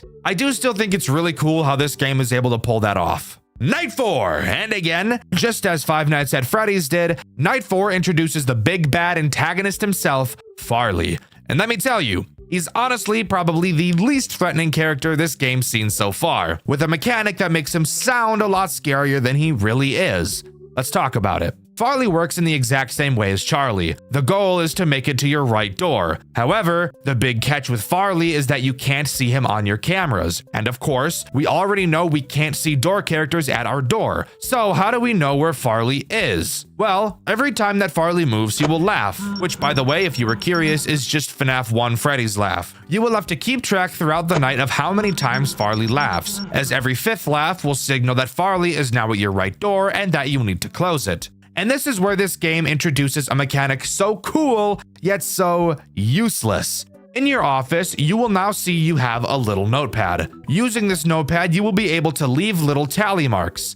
Now, why would you need to leave little tally marks? Well, this is this game's way of letting you keep track of how many times Farley has moved so you don't have to just remember. Every time you hear him laugh, open your notepad and mark a line. Once you deal with his attack, switch to your eraser, erase it, and start again. I think this is super cute and unique. I've never seen a FNAF game do something like this before, as most would probably prefer you just remember it yourself because that's way more AIDS-inducing. However, the way the rest of this game controls does bring up an issue with this otherwise awesome mechanic. I have 2 hands, in case you weren't aware, and on my 2 hands, 5 fingers are attached each. What's stopping me from counting Farley's movements on my hand? Doing this is actually a much better choice in my opinion, since it eliminates the time it would otherwise take to drop the camera, open the notebook, mark it down, close the notebook, and then reopen the camera. I think there's a very simple way to solve this problem and further encourage the player to actually use the notebook.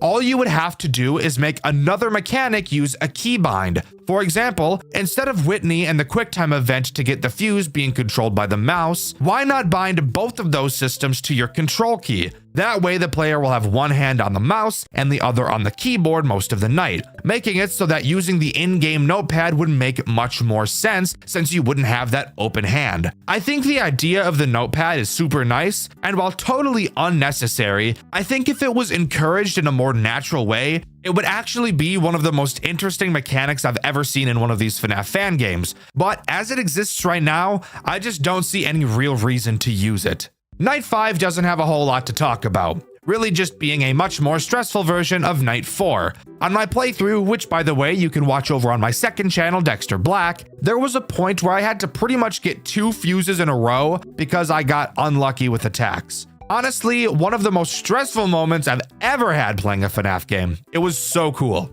One interesting thing I do want to talk about on this night is the lack of a phone call. Just like FNAF 1, on Night 4, the phone guy gets beamed out of existence by an enemy. On Night 5, if you check the back room, you can see what I can only assume to be the phone guy with his head on an endoskeleton body. If there's one thing about Solar, the developer of this game, she does not hold back on the shock value of her games. That's what I love so much about them. Night 6 time, here we are. Spoiler alert, there's pretty much nothing to talk about, except two things. To start, there's no new threat. Night 6 is just a harder version of Night 5. However, if you look in the back room, you'll notice that the corpse is now missing. And this time around, we actually get a phone call. I'm not going to explain it because I literally can't, so just take a listen.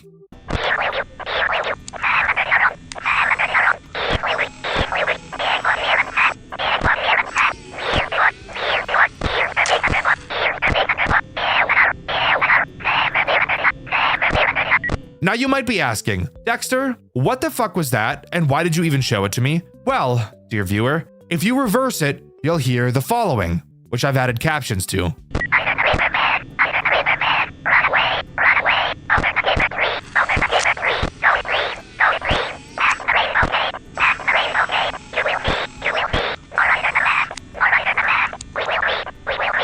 For those of you wondering what any of that means, at the time of writing, I have no idea. And by the way, that inaudible line, I'm gonna need your guys' help with that. Let me know what you think it means. I even reached out to the game's creator, and even she told me that she forgot what the line said. So that's just awesome.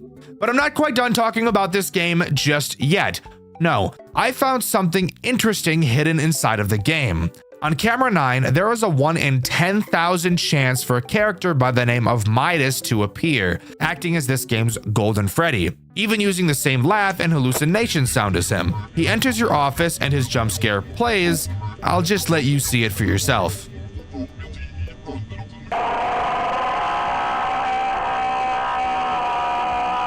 So yeah, that's disturbing. As mentioned, that character's name is Midas. I have no idea who this character is supposed to be. However, I do know that we will be finding out, as Solar Neon plans on creating 6 games in the Farley series, and I'm totally looking forward to them. There are still a few more secrets I was able to uncover. In the room where you grab a new fuse box, you'll notice a stack of papers on the ground. Upon picking the papers up, you will see one of the following 3 papers. The first shows a wanted poster for a man inside of what appears to be a bunny costume. It's only a police sketch, but we can see they're wanted for murder. The second paper reads, "Bodies found in local river." In a shocking turn of events, the body of missing boy Thomas Fiver has been found under a bridge in Shantytown. According to the Utah Police Department, Thomas's body was stuffed inside a garbage bag with his head removed. The head has still not been recovered. A note addressed to the police was also found with Thomas's body, written by the guillotine killer. This has been revealed to be his 3rd victim. The guillotine killer, possibly giving a name to the killer in the previous paper, obviously being called that name for decapitating his victims. Another kid killer. Fantastic, but what did we expect, I suppose? And victim number 3. I wonder how many there are in total. The 3rd paper reads, 6 children now reported missing. Over the coming weeks, 6 children have vanished in Shantytown, Utah. While 2 of the missing children have no leads, it is believed that they are further victims of the infamous guillotine killer. Utah Police Chief Edward Cal has stated that they are expecting letters from the killer soon, potentially tying the 2 other children to his spree. Police are hoping to apprehend the killer soon. Well, that answers my question. 6 children this time around. Quite the hefty number, but nothing compared to my 12, but that's not important. What is important is that I lied and there's actually 1 other paper to be found. However, the only way you can get it is if you've been attacked by Midas. So, 1 in 10,000. Your chances aren't great, but lucky you, I'll just show you what the paper is. So it appears Midas came from another restaurant by the name of Midas's Galactic Pizza Palace. Also on this paper, you can see some possible other names for this character, being able to make out Mike, Monty, and Max. As you can tell, this is a napkin, clearly showing that this was a very early idea for a restaurant, even having multiple food ideas like burger and barbecue before settling on pizza, apparently stating that burgers are, quote, too easy to fuck up. And then of course, the sketch of Midas with his absolutely fucking massive veiny head. Disgusting, by the way. So, with the 5 other confirmed games on the way, there's still a lot to unravel this time. And you better believe I'll be here to cover it when it comes around. But as far as I'm aware, that's all Swingshift at Farley's has to offer. Overall, I think this game is easily one of the most creative pieces of fan game work I've ever seen. Solar Neon is so open to trying new and unique things, and I love that. I'm super looking forward to the other 5 games, and I can't wait to cover them on Dxtr Black, and of course, over on this channel. Hold up, guys! As I was working on this video, the second game in the Farley series, Swingshift at Farley's Jr., actually released. And I thought, well, why not add that game to this video as well? So instead of ending the video right here where I was about to, let's go ahead and jump into Swingshift at Farley's Jr. So, this is kind of awkward, isn't it? I bet you were getting ready to click off the video and now we have a whole nother game to cover. Well, be grateful, I guess. Farley's Jr. starts with a very FNAF 2 style opening. We're sitting in the POV of who I can only assume to be Farley. We can look left and right and see Basil and Charlie accompanying us. Shortly after the minigame ends, we're booted to the main menu where we can see the toy animatronics. What the fuck? Like, these things literally look like the FNAF characters, but rest assured, they are not. Upon starting the game, we're greeted by a newspaper stating that this time around we aren't monitoring a restaurant, but an entire mall. Awesome. That doesn't sound like there's about to be a metric fuck ton of characters, now does it? Night 1 has a phone call that's like 5 fucking minutes long, and I'm not going to waste my time talking about it. It's your typical Night 1 bullshit, and he explains the characters we'll have to deal with. But of course, if I just let him do that, then I wouldn't really have a job, now would I? So let's start by talking about the tools at our disposal, because there are a hell of a lot more this time around. To start, let's get the obvious out of the way. We have a Farley mask that we can use. However, you may notice the 4 buttons inside of this mask. Don't worry, we'll talk about them in a bit. You can also use your camera to flash the hallway in front of you for a short period of time. However, every time you do, you'll lose 1 film reel. Throughout the cameras, you can find film reels lying around and pick them up. Also in the cameras, you can flash and hold your light on them so that you can actually see, which is very nice. You may also notice music box symbols on a good majority of the cameras. Don't worry, we will also talk about that in a bit. But that's really it in terms of mechanics that actually matter at this point in time, which means we can move on to talking about the threats this night introduces. Night 1 introduces a whopping 4 threats, already matching pretty much the entire crew of the first game, so this is about to get scary. The first ones we'll talk about are Basil Jr. and Charlie Jr., these being the toy variants of the originals. The reason I mentioned talking about both of them is because they both literally do the exact same thing, so no point in talking about them individually. If you couldn't guess because you have a brain deficiency, their goal is to make it to your office through the big hallway in front of you. Since this hallway in front of you is so dark, you won't actually be able to see them if they're there. However, there are 2 things you can do to verify if they are. To start, you can obviously flash the hallway with your camera and check. However, if you don't want to waste a film reel, there is another way. Characters in Farley's Jr. will not move backwards, so once they make it to the hallway camera, if you ever see them leave that camera, that guarantees they'll be in your hallway. So, once you know they're in your hallway, all you have to do is put your mask on. Except, as I'm sure you could have guessed, the buttons don't work like a normal FNAF mask. Upon a character entering your office, their eyes will glow one of 4 colors. Depending on which color they are is which color you'll have to press inside of the mask. Once you do this, their eyes will switch to another color. Repeat this process until you've pressed 4 buttons and they will finally leave your office. I don't think I need to explain to you how fucking awesome this is. Solar Neon was able to take one of the most overused FNAF mechanics of all time and add a twist to it that makes it feel new. Does it make a whole lot of sense? No, not really, but it's still really fucking awesome and I love it. The next threat this night introduces is Farley Jr. He works in the exact same way as Basil and Charlie Jr., but with one very frustrating difference. Remember how in the first game Farley would hide in your blind spots? Yeah? Well, Farley Jr. does the exact same thing, except this time around, he doesn't make sound cues when he moves. So that brings up the very appropriate question, how the hell are you supposed to know where he is? Fantastic question that is. If you look at your cameras, you'll notice a large tracker button at the top. Whenever you click that tracker, it will show you which camera Farley Jr. is currently in. However, every time you use the tracker, you have to wait an entire century to be able to use it again. This is literally the only way to tell where Farley Jr. is, so you'll have to get pretty lucky with your timings of this, especially on later nights. With the juniors out of the way, we can move on to the final threat that Night 1 introduces, that being the marionette. Oh boy, I promise you this thing is way worse than you could ever imagine. Of course, this marionette uses a music box mechanic. However, the music box is located on the desk in your office, so you don't have to open your cameras to use it, which I honestly thought was great. But is there a catch? Are you retarded? Of course there's a catch. There's always a catch. The marionette can move throughout the night. The way she moves? Take a fucking guess. Exactly! At random, she'll make a sound cue signifying that she's teleported to a random camera. Another find them on the camera mechanic mixed with a music box mechanic. Fuck! All right, fine. I've liked everything Solar Neon has done so far. Maybe if I look deep inside my cold, dead heart, I can find it in me to look past this. Maybe.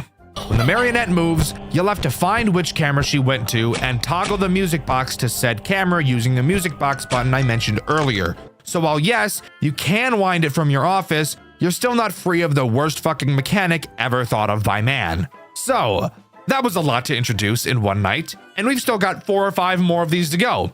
To discover how bad it's going to get, stick around, because I get the really funny feeling that the further we jump into this game, the further my sanity is going to split. Oh my god. I don't even know what to say. Here we are on night 2, and this night is really going to show just how fucking difficult this game is about to be. This night introduces several new threats, all of which make me want to stitch my asshole shut so that I can never shit again. Let's waste no time and start talking about them. Tonight introduces the withered characters, literally every single one of them. Well, except for one, but we'll talk about that asshole a little bit later. To start, let's talk about Withered Basil and Withered Charlie.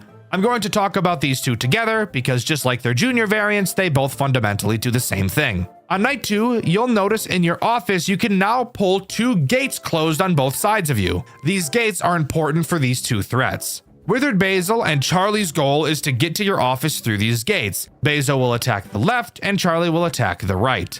Just like seemingly every other character in this game, you won't be able to see these two while they're at your doors, so you'll have to track them on the camera to be able to tell when they've disappeared to them. Once you know they're at your door, close their respective gates and wait to hear them hobble away. You know when I said their goal is to attack these doors? Well, I kind of lied because they both have one other form of attack, that being the hallway in front of you. Both characters will appear in the hallway camera. When they disappear, they will do one of 2 things. The first will be moving to a side camera to make their way to their gate. The other will be moving to your hallway just like the juniors do. When you know they're in your hallway, all you have to do is flash them and they'll go away. These 2 characters alone already add a bunch of stress to this gameplay loop, especially with them being able to attack in more than one way. But we're still not done. We have yet to talk about the final threat this night introduces, the Jailhound. Jailhound is an incredibly frustrating character, mainly because he forces you to use 2 means of defense against him, both draining a crucial resource and wasting a lot of time. Jailhound can only attack through your main hallway. You'll know he's there because thankfully he'll start talking to let you know that he is there.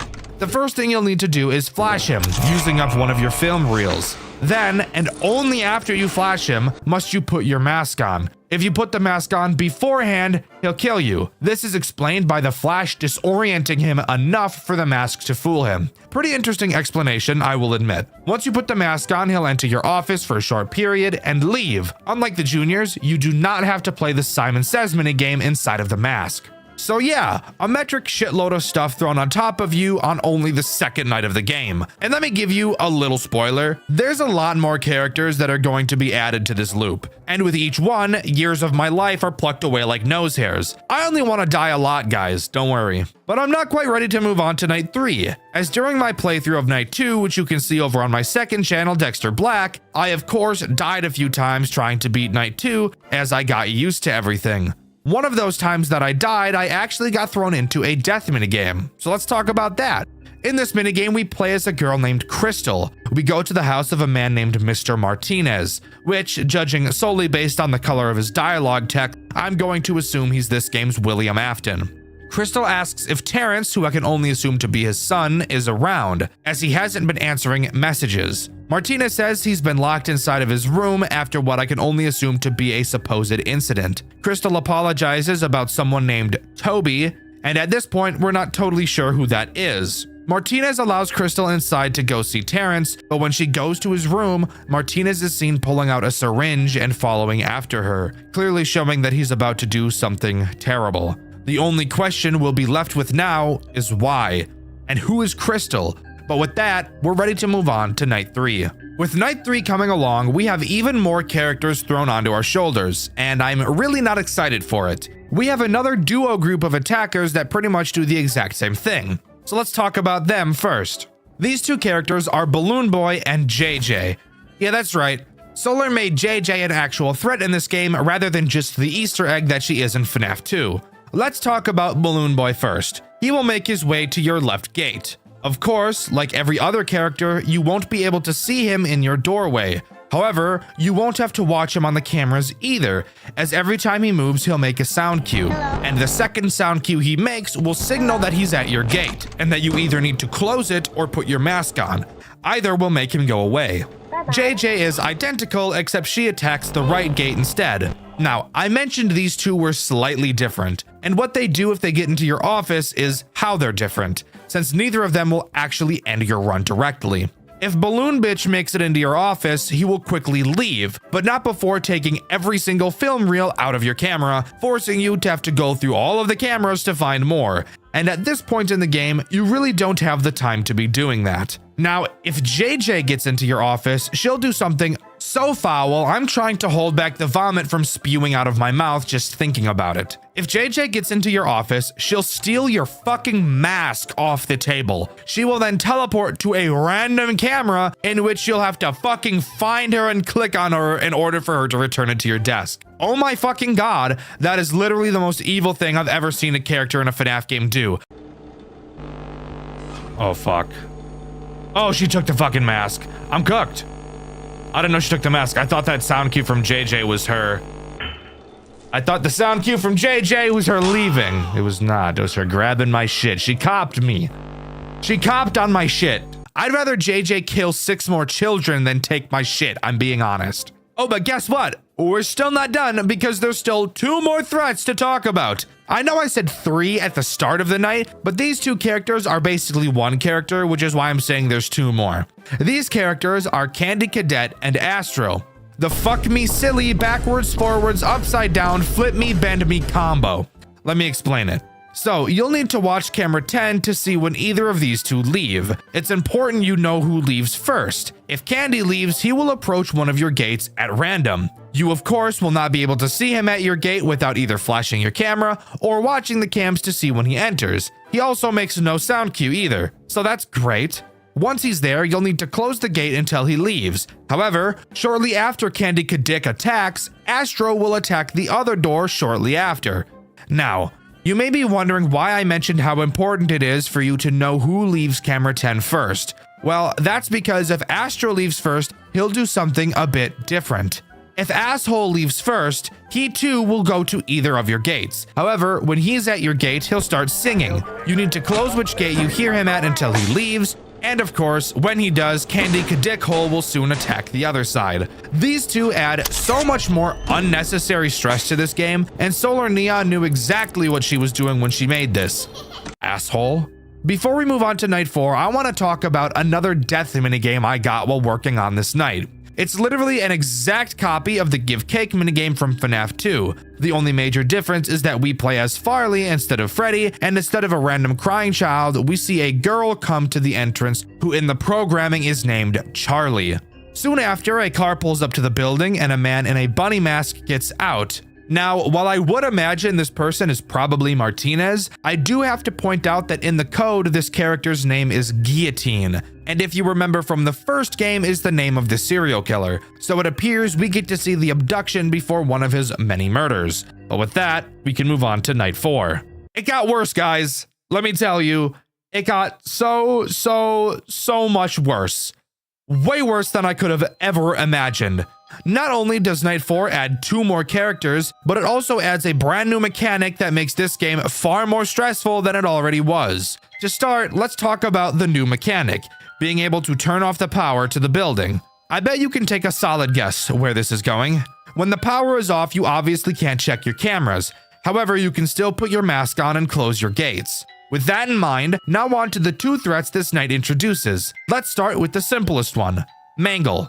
Mangle has 2 ways of getting into your office, the big hallway in front of you and the vent that's on camera 9. I've neglected to mention this vent up until this point because Mangle is the only character to interact with it. Plus, you can't even see or interact with this vent in any way regardless. When you see Mangle in your hallway in front of you, you'll have to shut the building's power off. She'll swoop into the office for a few seconds and then leave, wherein you can then turn it back on. The vent is pretty much the same, but since you can't see the vent, the way you'll know you have to shut the power off is when you hear her in your vent. Turning off the power throughout the night when watching the cameras is so integral to this game's cycle is absolutely brutal. And the final character introduced on this night doesn't help with that at all. Withered Farley is the last character introduced on night 4, and he serves to be one of the most stressful yet. Once Withered Farley makes a successful movement opportunity, he will teleport directly to your main hall. Every time you flash the hallway, you'll be able to see him. Throughout the night, he'll slowly creep his way towards your office, and once he enters, as I'm sure you could have guessed from my intro of him, you'll have to shut the building's power off until he leaves. Mazel tov! I want to die. This is every single threat in the game. And let me tell you, completing this night was honestly one of the hardest challenges I've ever put myself through. And we're not even on to night 5 yet. So I'm really not excited for all that. But there is still one thing I want to talk about before we move on to night 5, and that's another death minigame I got while playing night 4. In it, we play as an unknown character seemingly on a camping trip with another unknown character. Child number 2 wanders off and we go to follow him, only to go deeper and deeper into the forest as we lose track of him. When we find him again, we see him trapped in the back of someone's car as it drives off. Maybe got some inspiration from the FNAF movie, just a hunch. Shortly after, Farley jump scares us. And this leads to a small theory that I have. I get the feeling that for each of these minigames, depending on who jump scares us at the end of them is meant to hint at who the stolen child in said minigame would go on to possess. Just a hunch, but I wouldn't be surprised if that was the case. Anyways, on to night 5, and I'm really not excited for it, I can't lie.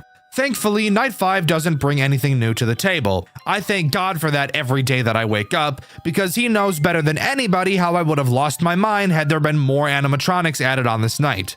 However, there is something very interesting to note about this night. 1, I never got a death minigame like I was hoping for, but that's fine. And 2, something very interesting happens once you complete the night.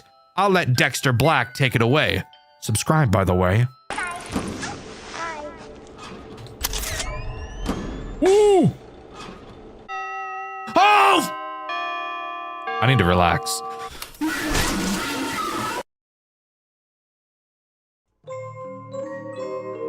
Wait, what? Mangle still kills you, what the fuck? That's right, Mangle kills you. And when reading the newspaper after the fact, we see that we've been playing as Jeremy Fitzgerald this whole time. Wowee, I'm leaking. What? But with the information of our player now being dead, who's to say what's going to happen on night 6? I'm not sure, and I'm very, very excited. Night 6 is pretty interesting, so let's just jump right into it. To start, we're now playing as Mr. Martinez, both the man who was holding the syringe in an earlier death minigame we talked about, and the man I suspect to be the guillotine killer. In our phone call, we actually get to hear the conversation between Mr. Martinez and the phone guy, and I think listening to it for yourself will be much better than me describing it to you. Fancy seeing you there, Mr. Martinez. And on a night like tonight. Why are you interrupting my night, Gretchen? You tell me, Vincent. Poking around my mall, and during an active investigation, no less. God. You know, I gave you a lot of time. More than I've given most of my vendors. But no. First your hunks of metal fuck with my staff. Then those kids go missing. The cops start ripping my business up. That poor Jeremy kid gets his head smashed in by one of your freaks. The one you told me you would fix. And I now find you there, doing God knows what. Now what is that supposed to mean? Oh, I think you've got a pretty damn fine clue. Are you threatening me, Gretchen? I'm not sure baseless accusations are a good look for you. Then let me make it simple. If you're not out by the time I get there, I'll throw you out myself. Is that right now? Yeah, it is. Wanna know why? Because I've been in this business long enough to know what scum is. Whatever mess you've made, I want it cleaned up. Otherwise, Shit. the police might be expecting a little tip soon. I think this further adds to my confirmation that yes, Mr. Martinez is 100% the guillotine killer and this game's Afton. This night really serves to be a much harder version of Night 5. However, to my surprise, one new character is actually added, that being Midas, the secret character from the first game. He acts in the exact same way as Golden Freddy does in FNAF 2. Occasionally, when you drop your monitor, he'll be in your office. If you don't raise your monitor again fast enough, he'll kill you, easily becoming the most frustrating character in this game in my opinion, as the crazy amount of shit going on is already hard enough to keep track of in your head, but adding this bullshit guy on top of it really serves to make my head explode. However, it did lead to my crazy completion of Night 6.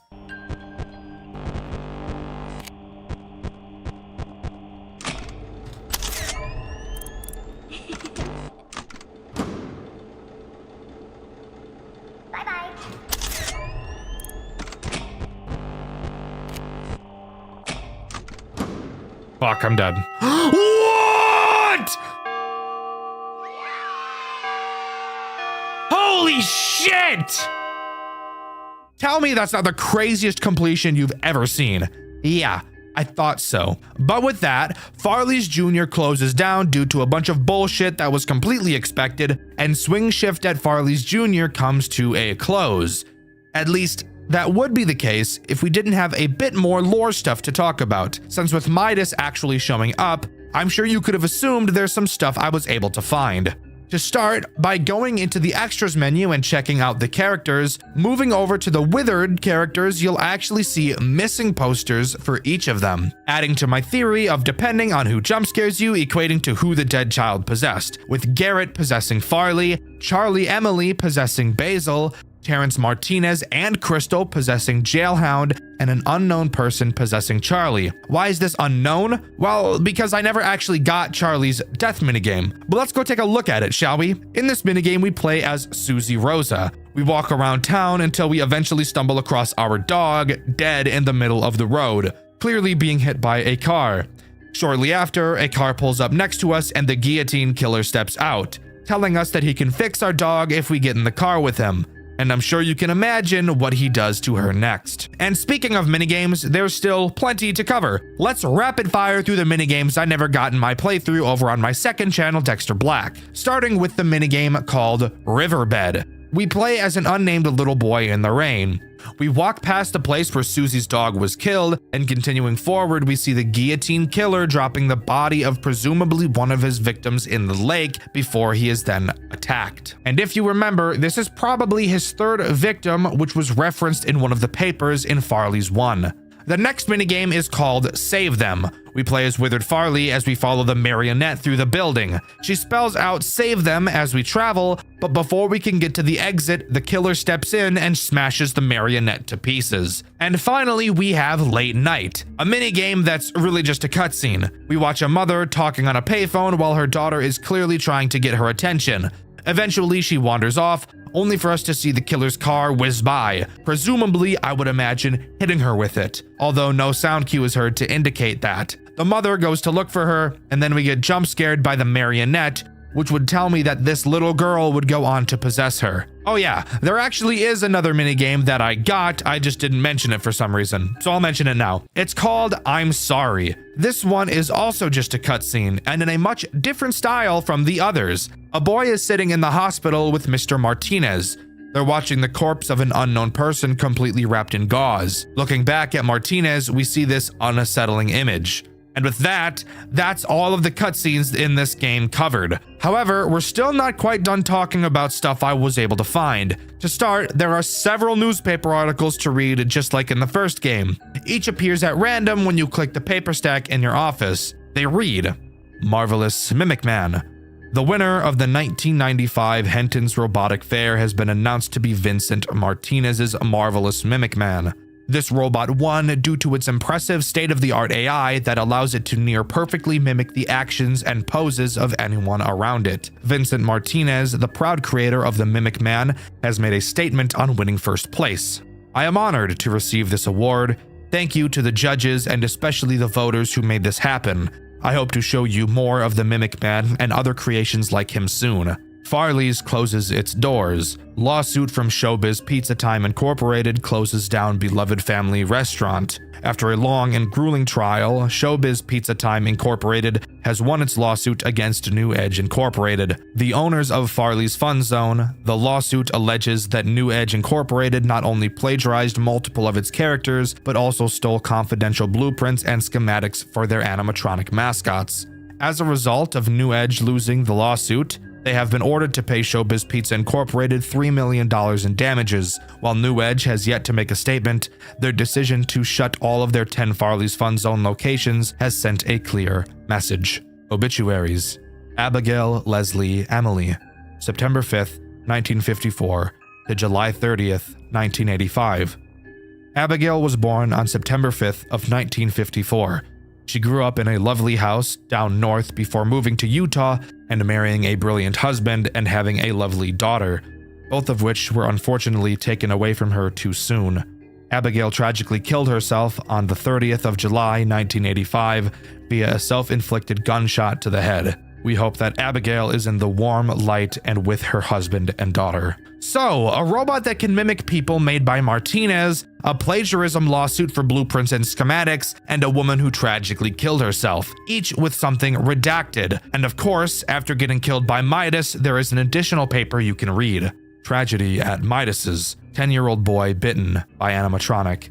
This afternoon at Midas's Galactic Pizza Palace, one 10-year-old boy, Tobias Martinez, was bitten by one of the establishment's animatronic characters. It was reported that he was shoved inside its mouth by 4 children who have yet to be identified. Police have not yet confirmed if this is a murder attempt or freak accident, although they are still investigating. Tobias is reportedly in critical condition, with his frontal lobe nearly severed. The owners of Midas's New Edge Incorporated have yet to make public statement on the matter, aside from suspending all operations at the restaurant. Tobias Martinez was bitten and killed at Midas's. I wonder if this isn't the person we see in the hospital bed in the I'm Sorry minigame, as this is clearly this game's equivalent to the Fredbear bite. And since we're drawing parallels, let's draw another one. In the weird phone call all the way in Farley's 1, the first line mentions a riverbed. And what do we see in one of the death minigames? That's right, the guillotine killer throwing a body into a riverbed. Whose body this is, though?